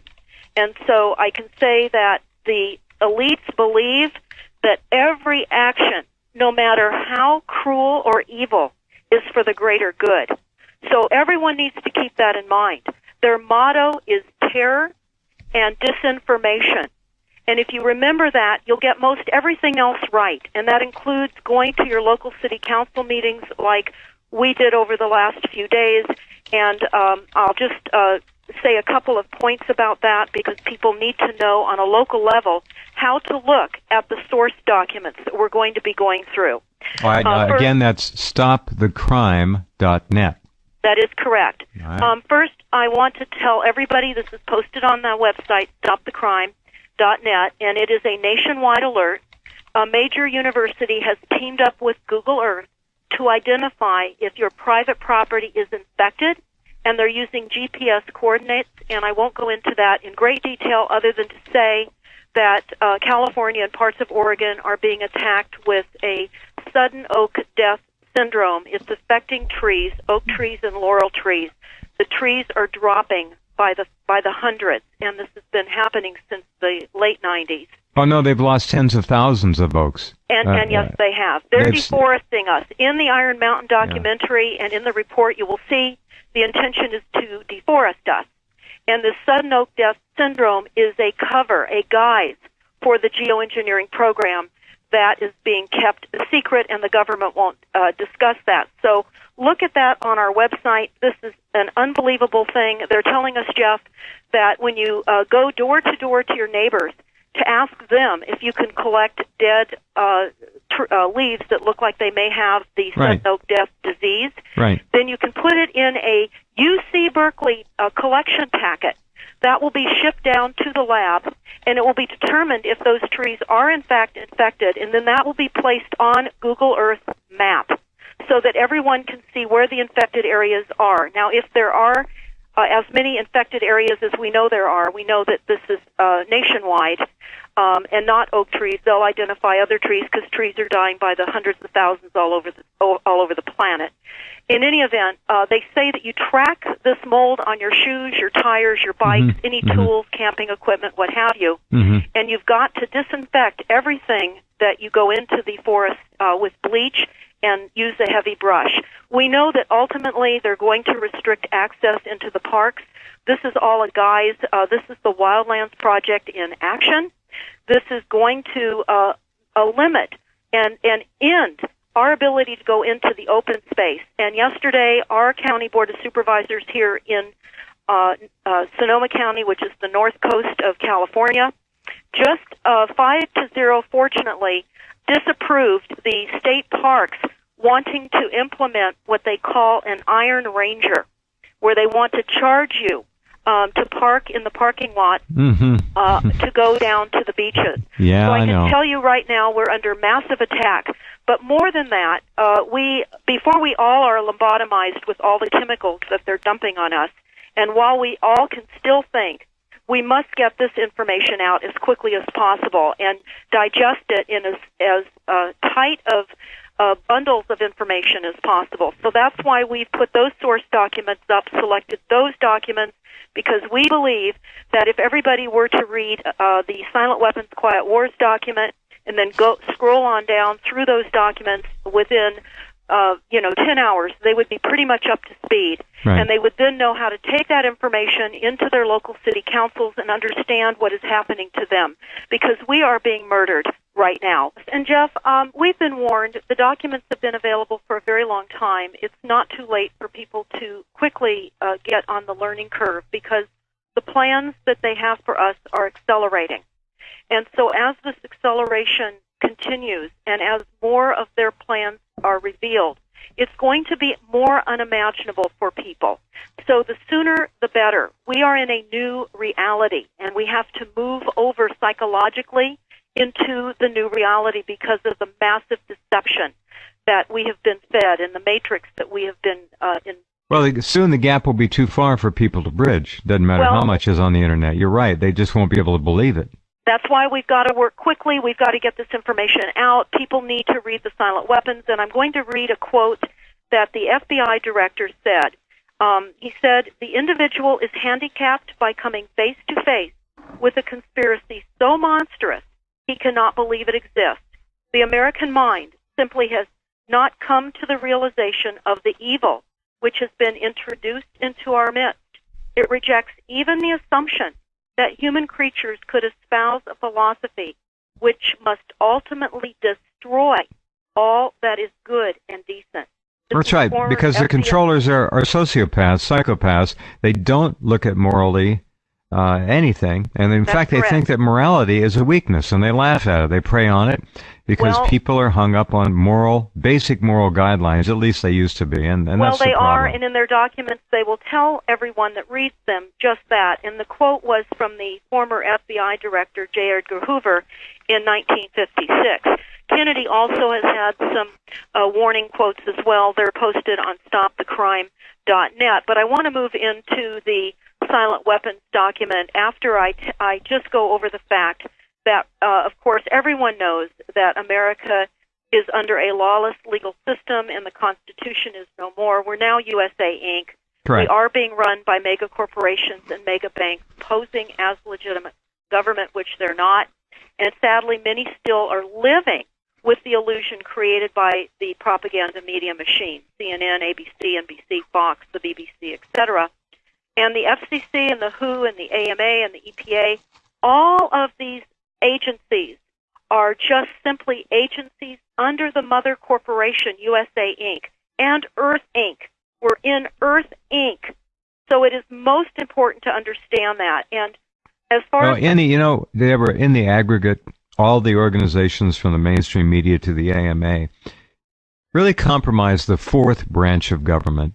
We have 4 branches now, and they are all accountable, of course, to these mega corporations. But that's the fourth branch of government.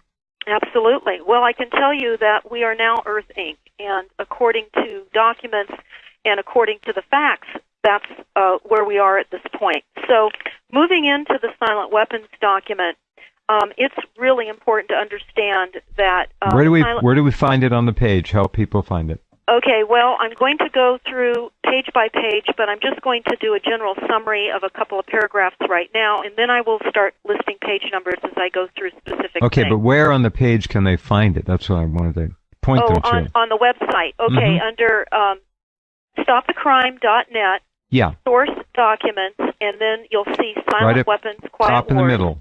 Okay, gotcha. Yeah, all right. Yes, and then open that up. And then people can follow along, or they can listen to this later and go through the document as we discuss it. Very good. But just a general overlay right now, and then we'll go into page numbers.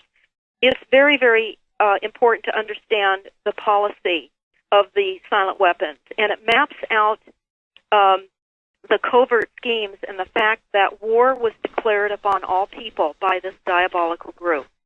The silent weapons system is a type of biological warfare which attacks the vitality, options, and mobility of individuals of a society by knowing, understanding, manipulating, and attacking their sources of natural and social energy and their physical, mental, and emotional strengths and weaknesses. This weapon is applied gradually. The public adjusts and adapts to its presence and learns to tolerate its encroachment on their lives until the pressure, the psychological via the economic, becomes too great and they crack up. The public cannot comprehend this weapon and cannot believe that they're being attacked and subdued by a weapon. Yep. So this is very important to understand how they devised the silent weapon strategy. So now we're on page 4 of the silent weapons document.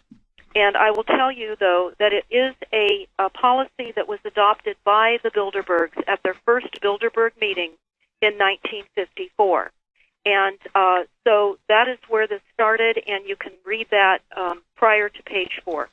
Okay, the manual, it says, the manual itself is an analog, a declaration of intent. It says such a writing must be secured from public scrutiny. Otherwise, it would be recognized as a formal declaration of domestic war. and they say a domestic war exists between the said persons or groups of persons and the public.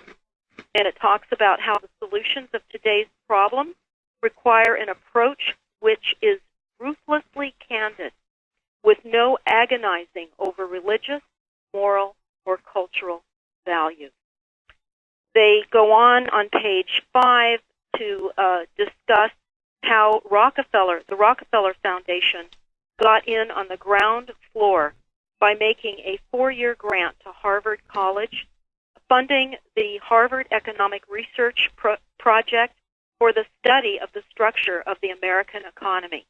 And then 1 year later, in 1949, the United States Air Force joined in. We're going to talk about the United States Air Force when we move on over into the NASA war document, but I want you to take note. The Air Force joined in.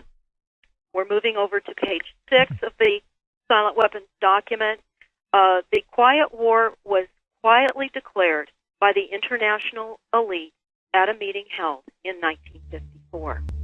And then under energy on page 6, they talk about all science is merely a means to an end. The means is knowledge, the end is control. Beyond this remains only one issue: who will be the beneficiary? And in 1954, this was the primary issue of concern. Although the so-called moral issues were raised, in the view of law of natural selection, it was agreed that a nation or world of people that will not use their intelligence are no better than animals and who do not have intelligence. So people are beasts of burden and stakes on the table by choice and consent. They talk about in the interest of the future of the world and peace and tranquility, it was decided to privately wage a quiet war against the American public with an ultimate objective of permanently shifting the natural and social energy, the wealth of the undisciplined and irresponsible many into the hands of the self-disciplined, responsible, and worthy few.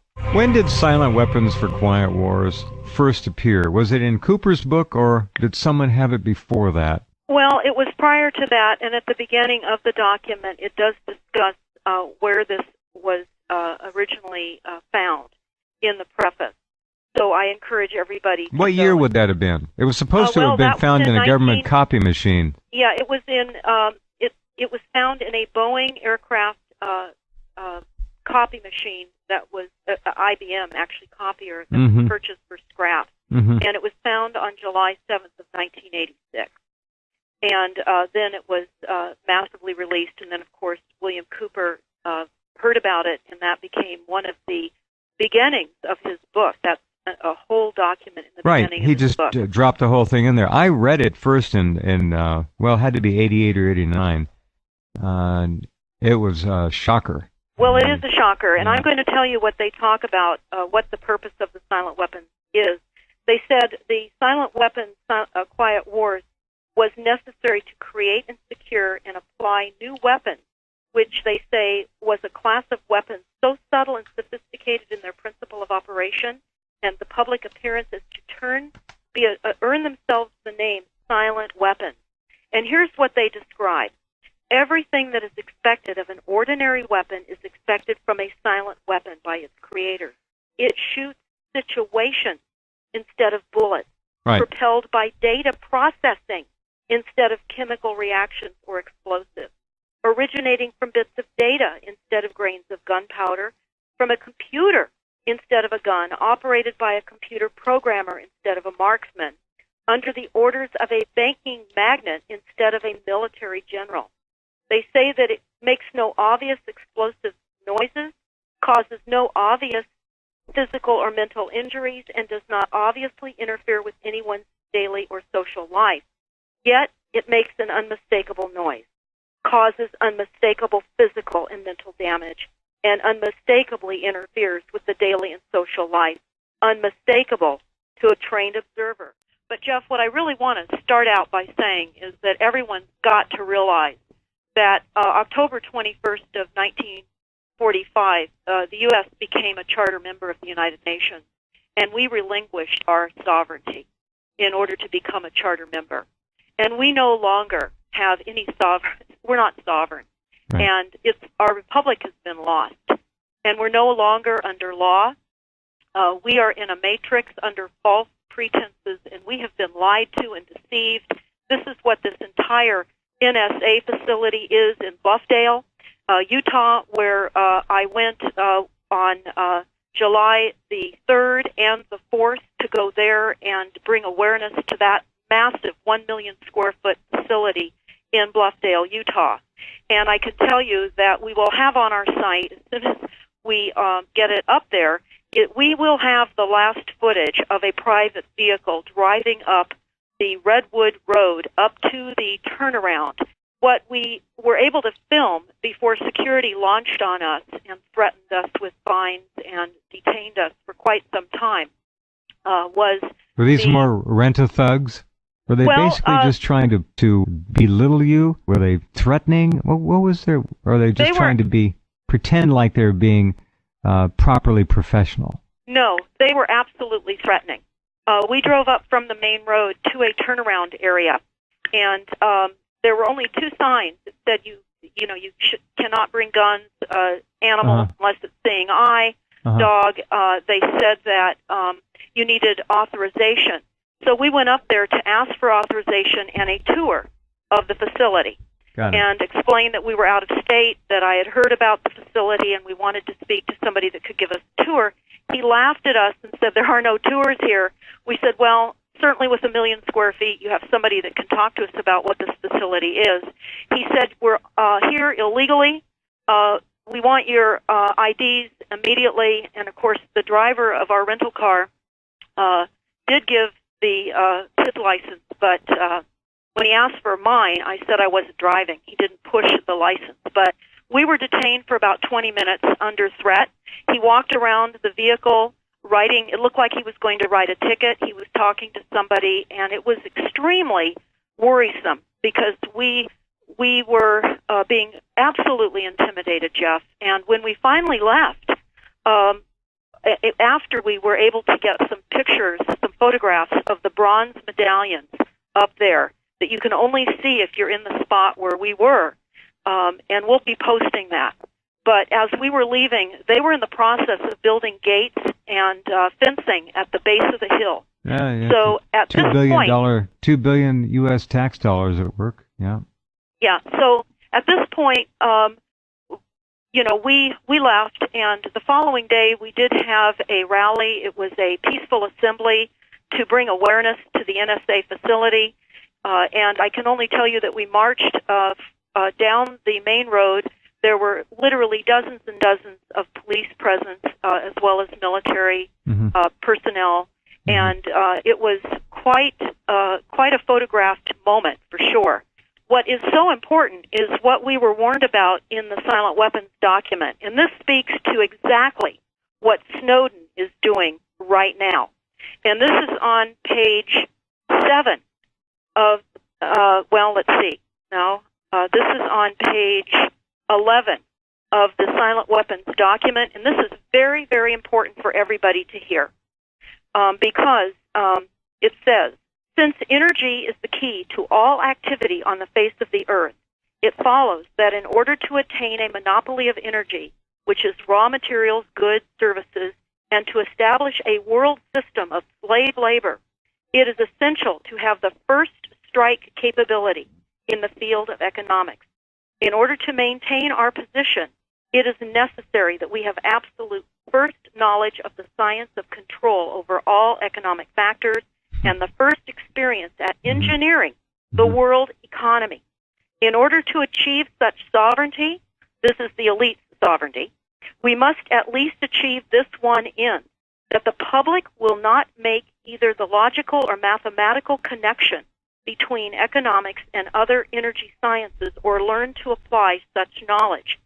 This is becoming increasingly difficult to control because more and more businesses are making demands upon their computer programmers to create and apply mathematical models for the management of their businesses. Right. It is only a matter of time before the new breed of private programmers and economists will catch on to the far-reaching implications of the work begun at Harvard in 1948.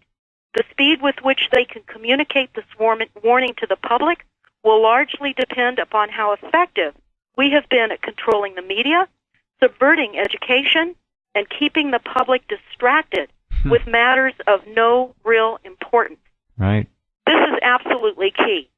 And we are absolutely being attacked by a silent weapons system right now. And everybody listening must go to stopthecrime.net to the source documents and read the silent weapons document. Because now we're going to also be talking about the NASA war document here in a bit. Good. I wanted to set that up by saying in the silent weapons document on page 8, it says a silent system is applied gradually. The public adjusts and adapts to its presence and learns to tolerate its encroachment on their lives until the pressure, psychological via economic, becomes too great and they crack up. That's the boiling frog principle. Yes. They say the silent weapons system is a type of biological warfare. It attacks the vitality, options, and mobility of the individuals of society by knowing, understanding, manipulating, and attacking their sources of natural and social energy and their physical, mental, and emotional strengths and weaknesses. And that is what is happening right now. And what our biggest concern at this moment, while they're distracting us with many, many things, is the ultimate, which the elites are striving for, and that's global mind control. I want to also talk a little bit more about the NSA facility that we visited on July the 4th, and I want to talk about a little about quantum computing. And it is the next phase of data analysis, and after each and every human being on the planet has been successfully profiled and cataloged in the NSA global data bank, it's simply a practice known as biosociology, or the molding by the global elite. It is what the global elites have been striving for, and in the silent weapons document, it will tell you they were planning the who, where, why, when, and what of each person, and massive data collection. The new revelations now of the IRS is not new news. All of our Congress is inept. They've been taken. We are being run by globalist international banks and mega corporations posing as a government, and it is not. We have been taken, and people need to understand we have lawless laws at this point. When you read the silent weapons document, you will find that they put in position in all places necessary to advance their agenda. And when you look at the Iron Mountain report, which is also on our website, you need to understand we're under a United Nations planned occupation of America, and that plan is to process our families domestically, and we are being conquered right now. And even in the Iron Mountain document, it talks about how they are going to circumvent the Constitution, and they have. So everyone needs to at least get to those documents immediately, get caught up. We have been lied, misinformed, and we have been absolutely put in a fear-based reality. That is how this illusion has gone to the extent that it has. The globalists operate on two facts: to create fear that is equal to loss of life and loss of lifestyle, and to massively create and cause disinformation. And when we look at what has happened at the NSA facility, one of the main concerns with this NSA facility, besides gathering data on every single one of us, which is also under the United Nations Agenda 21 or Future Earth Protocol, it's a global inventory, and that's what they're doing right now. They're inventorying our food supplies. They're sending insurance companies out to our properties with GPS devices to locate. Yes, they are. To locate fruit trees, under the USDA. So the most important thing is we cannot concede, we cannot permit, and we cannot comply to this massive data collection. We've got to stay out of it as much as possible. But one of the most disturbing aspects of the quantum computers with the NSA facility is that it can interfere with encrypted codes, and all encrypted codes will become obsolete. They say the quantum computers are specifically designed to crack even the most sophisticated encrypted codes on the planet. And this means that if the NSA cartel criminals desire it, they can steal everything, not only all of the nuclear launch codes, but our medical records, our tax records, bank accounts. We have cameras on every single street corner, on our roads, on buildings. They are everywhere. And this is what the smart meter, the global smart grid, is all about, this massive data collecting. And we must remove these smart meters off our properties. We cannot allow our utility companies to do this to us. These are biohazards. We are being attacked. And the weapon of choice is a silent weapon. This is a quiet war system, and they're using frequencies and data mining.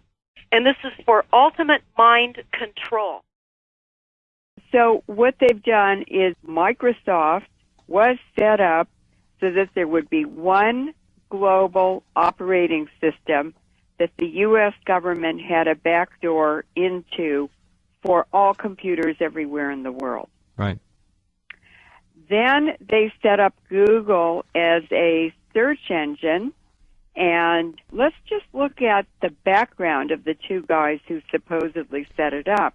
Larry Page and Sergey Brin. That's right. Now, Sergey Brin he was born in Russia, so he's from an immigrant family. But listen to this. His father was a mathematician who worked at the University of Maryland, and his mother worked for NASA. I didn't know that one. Well, it's like a blue-blood line. NASA. And Yeah. that is exactly where Sergey Brin and Larry Page park their private jets. Of course. Is at the NASA facility. Mm-hmm. They don't have to go through TSA. Gosh, what a surprise. Right. Larry Page is an American. His parents were both computer science professors at Michigan State University, and his father was one of the top experts in the United States on artificial intelligence. Now, Sergey Brin married a Polish-American woman called Anne Wojcicki. So as soon as Anne Wojcicki married Sergey Brin, she was given millions of dollars in venture capital the day of the wedding. I think she got $20 million just to start. Right. That's right. All right, hold on. Loren Moret is our guest tonight, a longtime friend of good people everywhere on the planet. Her work on depleted uranium, of course, really knows no bounds and needs not much of an introduction. She's talked about it too many times to count around the world and on this program as well. We're talking about Google and DNA and control. Next time you hit the Google search function, just keep in mind that your finger is doing a lot more than simply looking up information. You're helping to propel a monster on the planet. It is a beast. It's unbelievable what's going on. Go ahead. It's unbelievable. And what I want to emphasize is that Google, Microsoft, Facebook, and the social networking websites, all of them. eBay, Skype, Google Mail, Yahoo Mail, PayPal, these are all the same entity. They're all integrated. They get bought and sold and traded around. These are all U.S. Navy and military operations. Now, I know a physicist who told me that they were tracking people in the lab by the electromagnetic frequency emitted by individuals' DNA.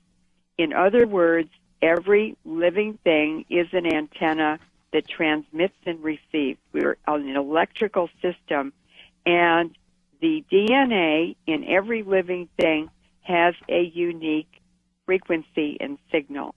That is what they're using, what they're focusing on, and what they're weaponizing to completely control us. The DNA Human Genome Project was carried out at the Lawrence Berkeley National Lab, where I was a staff scientist for 5 years. But the Lawrence Livermore Lab, Los Alamos National Lab, these are all nuclear weapons labs, were also involved that means the military, because the nuclear weapons labs exist for the Pentagon, and the Pentagon exists for the oil companies. So the Human Genome Project was set up and well-funded to experiment and to research and to describe the human genome. Now, how would they use that? Well, what we know about Google is that they are doing DNA surveys from space. This would be NASA and the Navy. NASA is run by the Navy. They have been tracking and identifying isolated populations, for instance, in the Amazon, who have never had contact with Western people. These are villages of isolated people who are still living their traditional hunter-gatherer lives, Right. and they've never seen a Westerner. That's not just humans.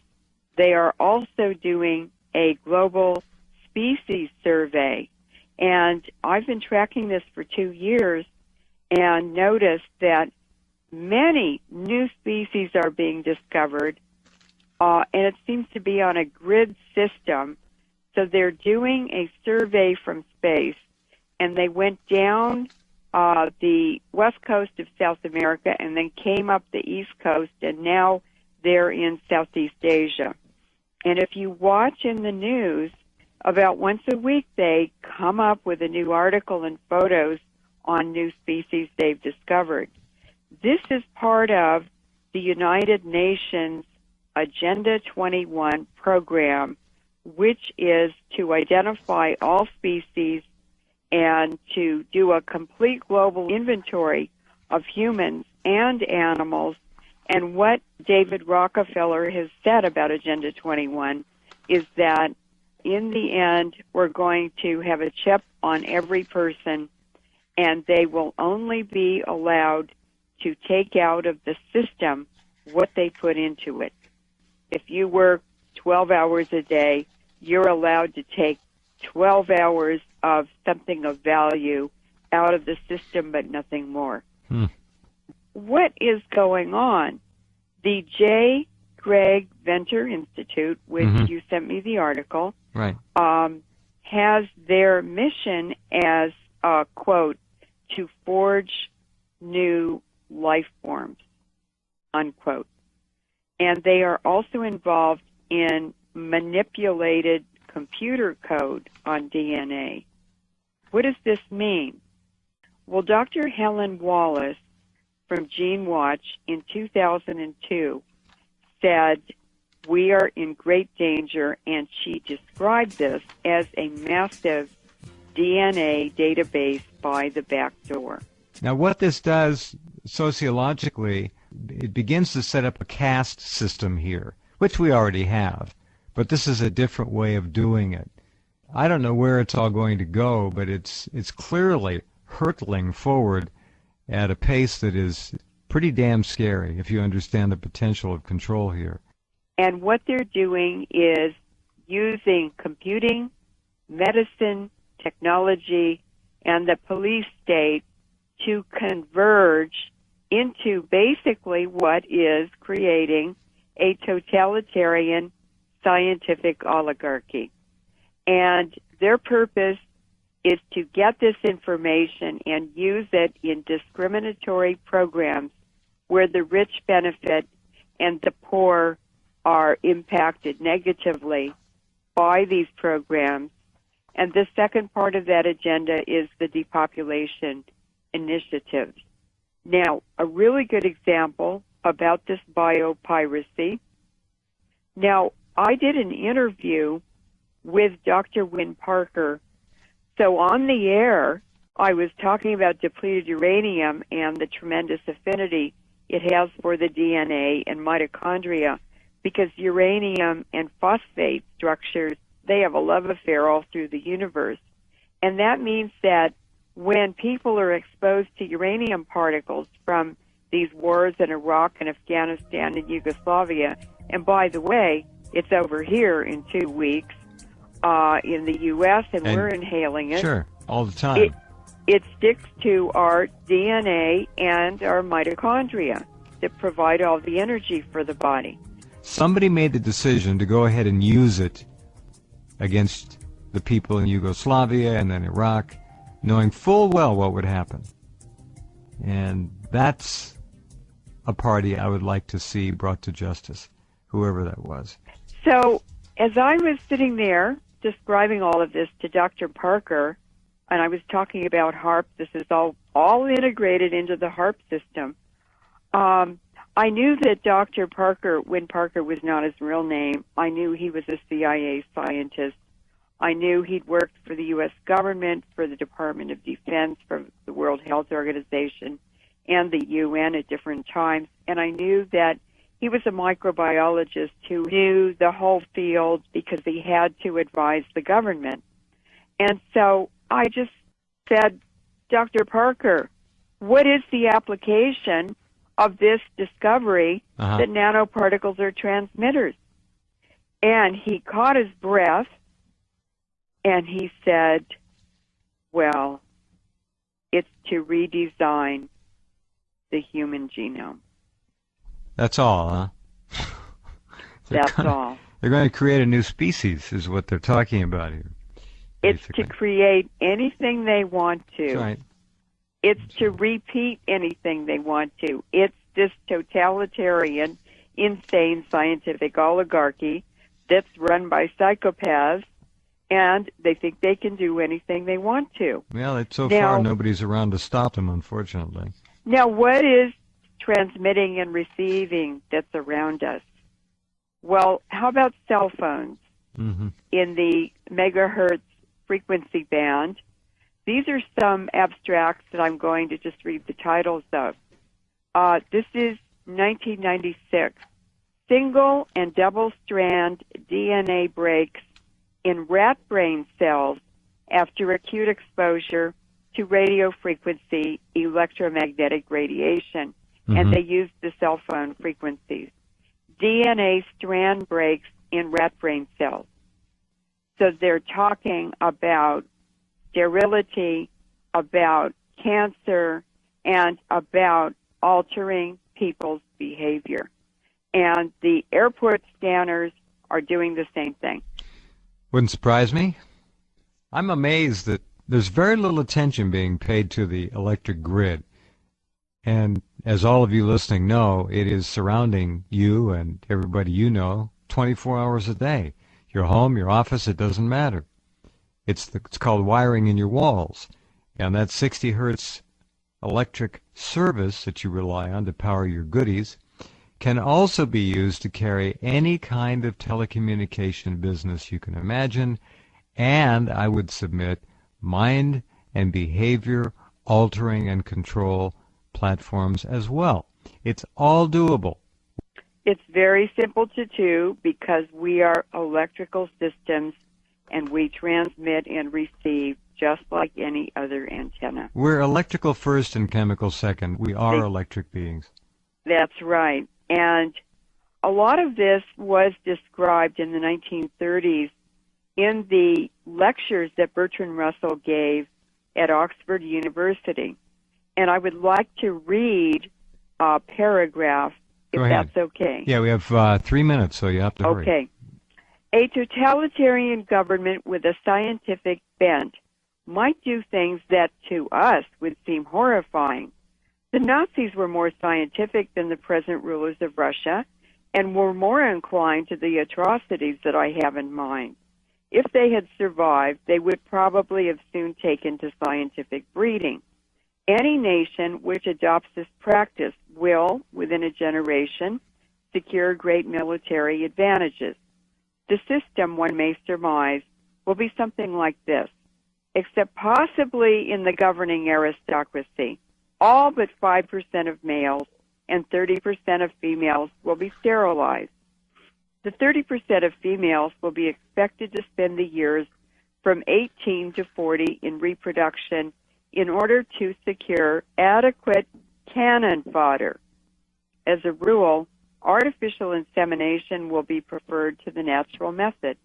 The unsterilized, if they desire the pleasures of love, will usually have to seek them with sterilized partners. In other words, Jeff, Bertrand Russell's message is that wild reproduction is no longer an option.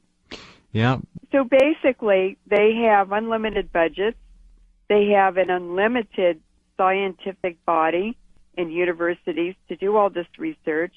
And today, over 50% of scientific research money in universities comes from the Pentagon.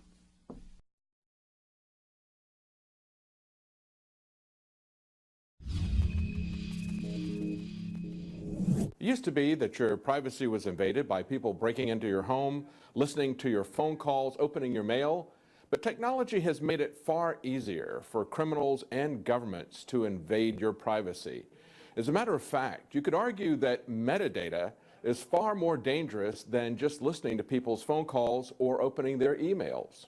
InfoWars has been warning you about this for a long time. Here's just one article from 4 years ago where we told you about Google's cozy relationship with the CIA, joining with them in an internet monitoring project that would scour Twitter accounts, blogs, and websites and be used to, quote, predict the future. Google's venture capital firm and the CIA's In-Q-Tel invested $10 million into a company called Recorded Future. Using metadata, Google and the government can predict not only societal trends, but individual action, knowing better than you do where you will likely be at a certain time.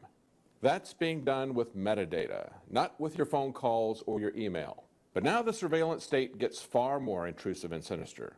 Not content to invade your home, your mail, your computer, the government has been working for decades on ways to invade your mind, monitoring your thoughts, controlling your actions, even implanting or changing your memories. And InfoWars has been pointing this out for a long time as well. Look at this article from 11 years ago. Now if you Google it, you'll easily find over 349,000 results in less than half a second. And the government and its media have gone from ridiculing reports of their mind control research, calling you a conspiracy theorist if you report it, to taking credit for it, even putting a humanitarian spin on their demonic creation. The mainstream media is positively giddy about the prospects of mind control and memory manipulation. How will the IT revolution help change our minds, improve our lives? Are we going to cure diseases like Alzheimer's, move objects just by looking at them? DARPA wants you to see the purpose of their research as producing a medical device for Alzheimer's or PTSD. DARPA also wants you to see their militarized robots as something that will save your life in a natural disaster. They want you to believe that building a robot that can run faster than a human is to save you, not to hunt you down. Of course, DARPA's evil inventions could be used for benevolent purposes, but benevolent medical devices are not DARPA's mission. Their mission statement says that it's to overcome multifaceted threats, to wield cyber as a military capability, to open new operational regimes with advanced platforms and weapons, and to build a strong foundation for tomorrow's military. DARPA weaponizes technology. They're not looking for a cure for Alzheimer's. They're not even looking for a cure for PTSD. They're looking for a way to weaponize mind control. Keep that in mind when you hear this. We can actually connect the mind to a computer now and actually begin to, quote, read thoughts. You can type, you can issue commands, and we can even photograph what you're thinking about. Meaning that, in principle, we can photograph a dream. Homeland Security's mission isn't benevolent medical devices either. As InfoWars reported 3 years ago, Homeland Security, as part of their so-called anti-terrorism mission, developed a memory transfer system at the University of Southern California. The Pentagon and Homeland Security pretending that their mind control programs are benevolent medical devices, it's just like the thought police and the interrogators from the novel 1984 calling themselves the Ministry of Love. Homeland has a familiar ring to it and a familiar purpose. Who knows? Maybe we'll upload a vacation you never had. Or maybe they'll use you as a false flag terrorist. Kaku even referenced Total Recall. Tell us your fantasy. We'll give you the memory. You want to be a crime fighter, or a world-class athlete, or a secret agent? Yeah. Happy trails, man. What happens if our criminal justice system comes up against the fact that memories, eyewitness accounts, cannot be trusted anymore? Finally, Kaku talked about another aspect of brain control besides selectively removing memories or implanting new fictional memories. InfoWars has been covering for a long time the dream of Ray Kurzweil, now director of engineering at Google, and of others, that they will transfer their consciousness into machines, that they will merge with machines in what they call the singularity. So, Professor, are we going to be able to live forever, store memories? Well, President Barack Obama and the European Union are going to dump $1 billion, that's billion with a B, not an M, to the brain project so that we're going to create basically a disk with all your neural patterns, maybe your memories and thoughts and desires on it. The short-term goal is to cure mental illness, one of the great scourges of the human race. But long-term, if you die, in some sense, your genome and your connectome will live on forever.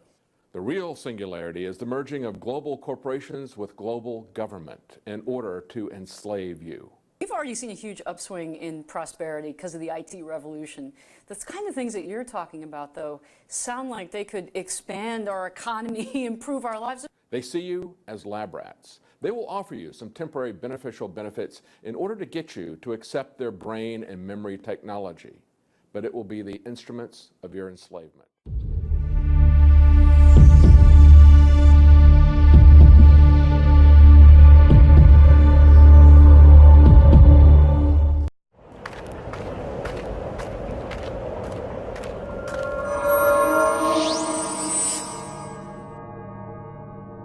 This is Dan Dix here reporting for Press for Truth. It's been said before that technology is a double-edged sword, and following the development of gunpowder in the 9th century and then nuclear weapons in the 20th century, the race for artificial intelligence now in the 21st century does have the potential to put the gears in motion for a global technological world war. So in this video, we're going to delve deep into the transhumanist agenda and how the goal is less to do about how we can use robots to enhance our lives, but rather it has everything to do with turning us, human beings, into controllable, programmable robots ourselves, incapable of escaping the cloud. Elon Musk, founder of OpenAI, a company that works on fundamental advances in AI capabilities, and Neuralink, a company that develops implantable brain and computer interfaces, recently tweeted the following. He says, "It begins," and he posted that with a link to this article. And he followed that up by stating the following. China, Russia, soon all countries with strong computer science. Competition for AI superiority at national level, most likely cause of World War III, in my opinion. And the article that he links to has the headline, "Putin says the nation that leads in AI will be the ruler of the world." The article goes on to say, Russian President Vladimir Putin has joined the war of words concerning the international race to develop artificial intelligence.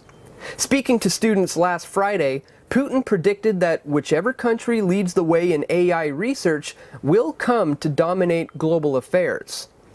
Artificial intelligence is the future, not only for Russia, but for all humankind, said Putin. It comes with colossal opportunities, but also threats that are difficult to predict. Whoever becomes the leader in this sphere will become the ruler of the world.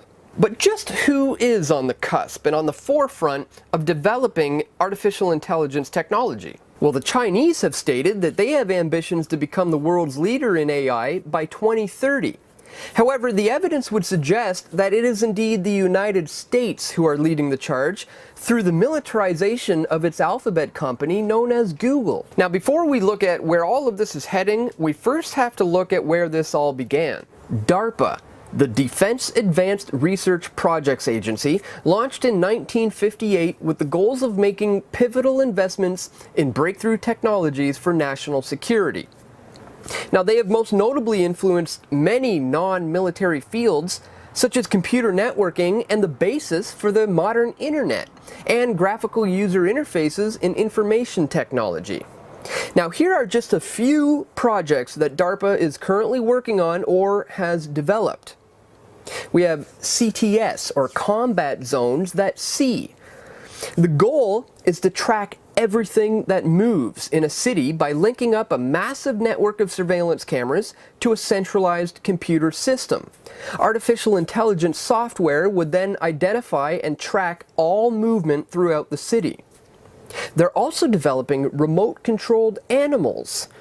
These are sometimes called bio-robots or robo-animals, and they can be considered cyborgs as they do combine electronic devices with an organic life form. And they're also working on developing brain implants. Often referred to as neural implants, are technological devices that connect directly to a biological subject's brain, with many of these experiments being carried out on people in the military. So DARPA has been leading the way on technological advancements that are mingling robots and technology with the human mind. And the leader of all of this, the director of DARPA, a woman by the name of Regina E. Duggan, has recently left the company to join Google, and then she left Google to join Facebook. Regina E. Duggan is an American businesswoman, inventor, and technology developer.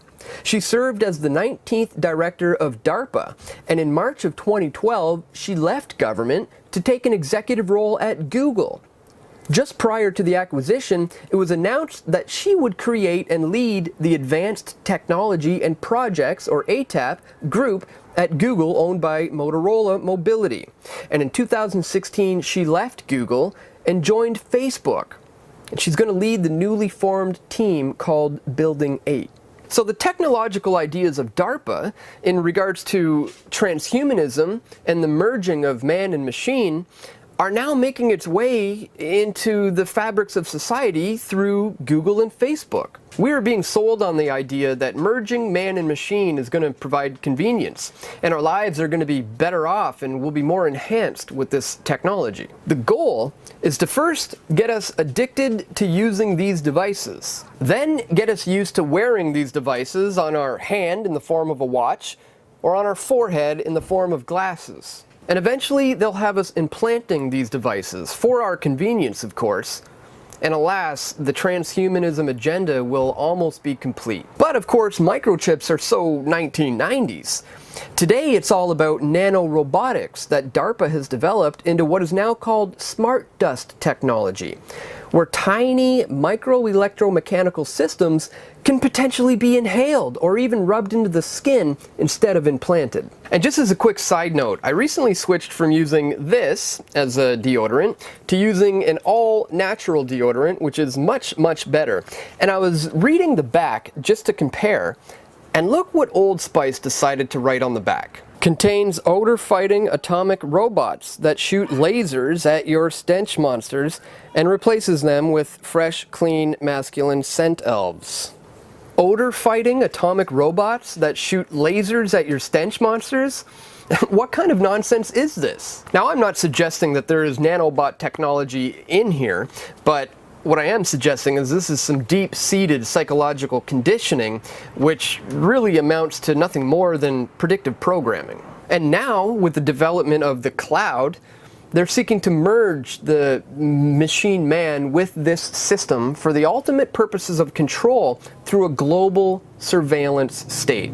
And this brings us back to where we started with this video with Elon Musk, who now dreams of building a Wi-Fi hotspot that's going to cover the entire planet, so that when this system is implemented, there will be no escape from Big Brother's all-seeing, all-watchful eye. The coming 5G global network is going to make it impossible to escape the system, especially when we're connected directly to it through nanobot technology. But there is good news today, my friends, because here's the catch. As it is today, you're not forced to use a smartphone. Being on Facebook or Twitter or the internet in general is still an option.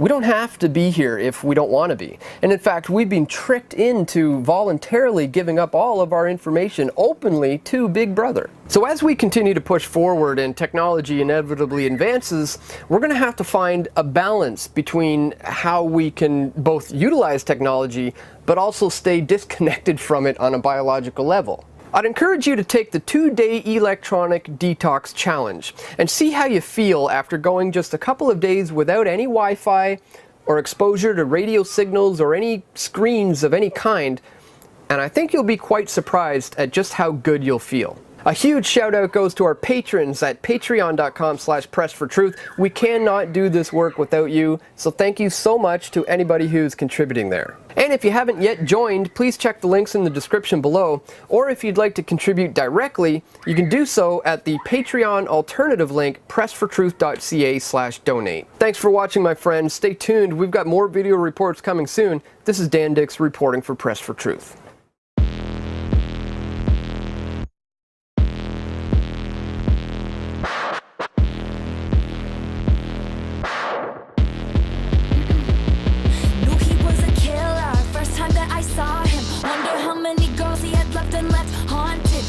He's a ghost, then I can be a phantom, holding him for ransom.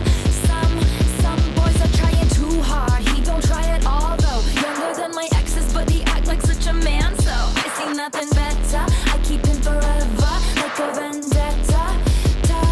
I see how this is gonna go. Touch me and you'll never be alone. Island breeze and lights down low. No one has to know.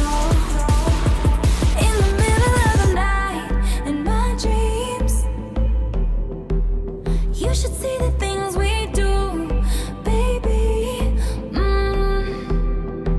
In the middle of the night, in my dreams. I know I'm gonna be with you, so I take my time. Are you ready for it?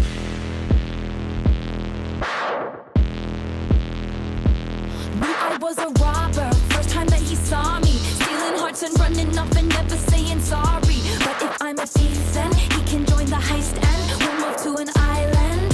And he can be my jailer, virgin to this tailor. Every love I've known in comparison is a failure. I forget their names now, I'm so very tame now. Never be the same now.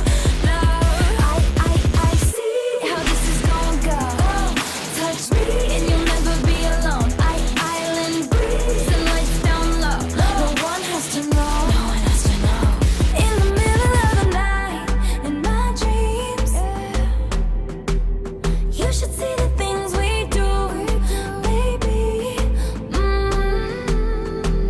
In the middle of the night, in my dreams. I know I'm gonna be with you, so I take my time. Are you ready for it? Are you ready for it? Baby, let the games begin. Let the games begin. Let the games begin now. Baby, let the games begin. Let the games begin. Let the games begin. I see how this is gonna go. Touch me and you'll never be alone. Island breeze and lights down low. No one has to know.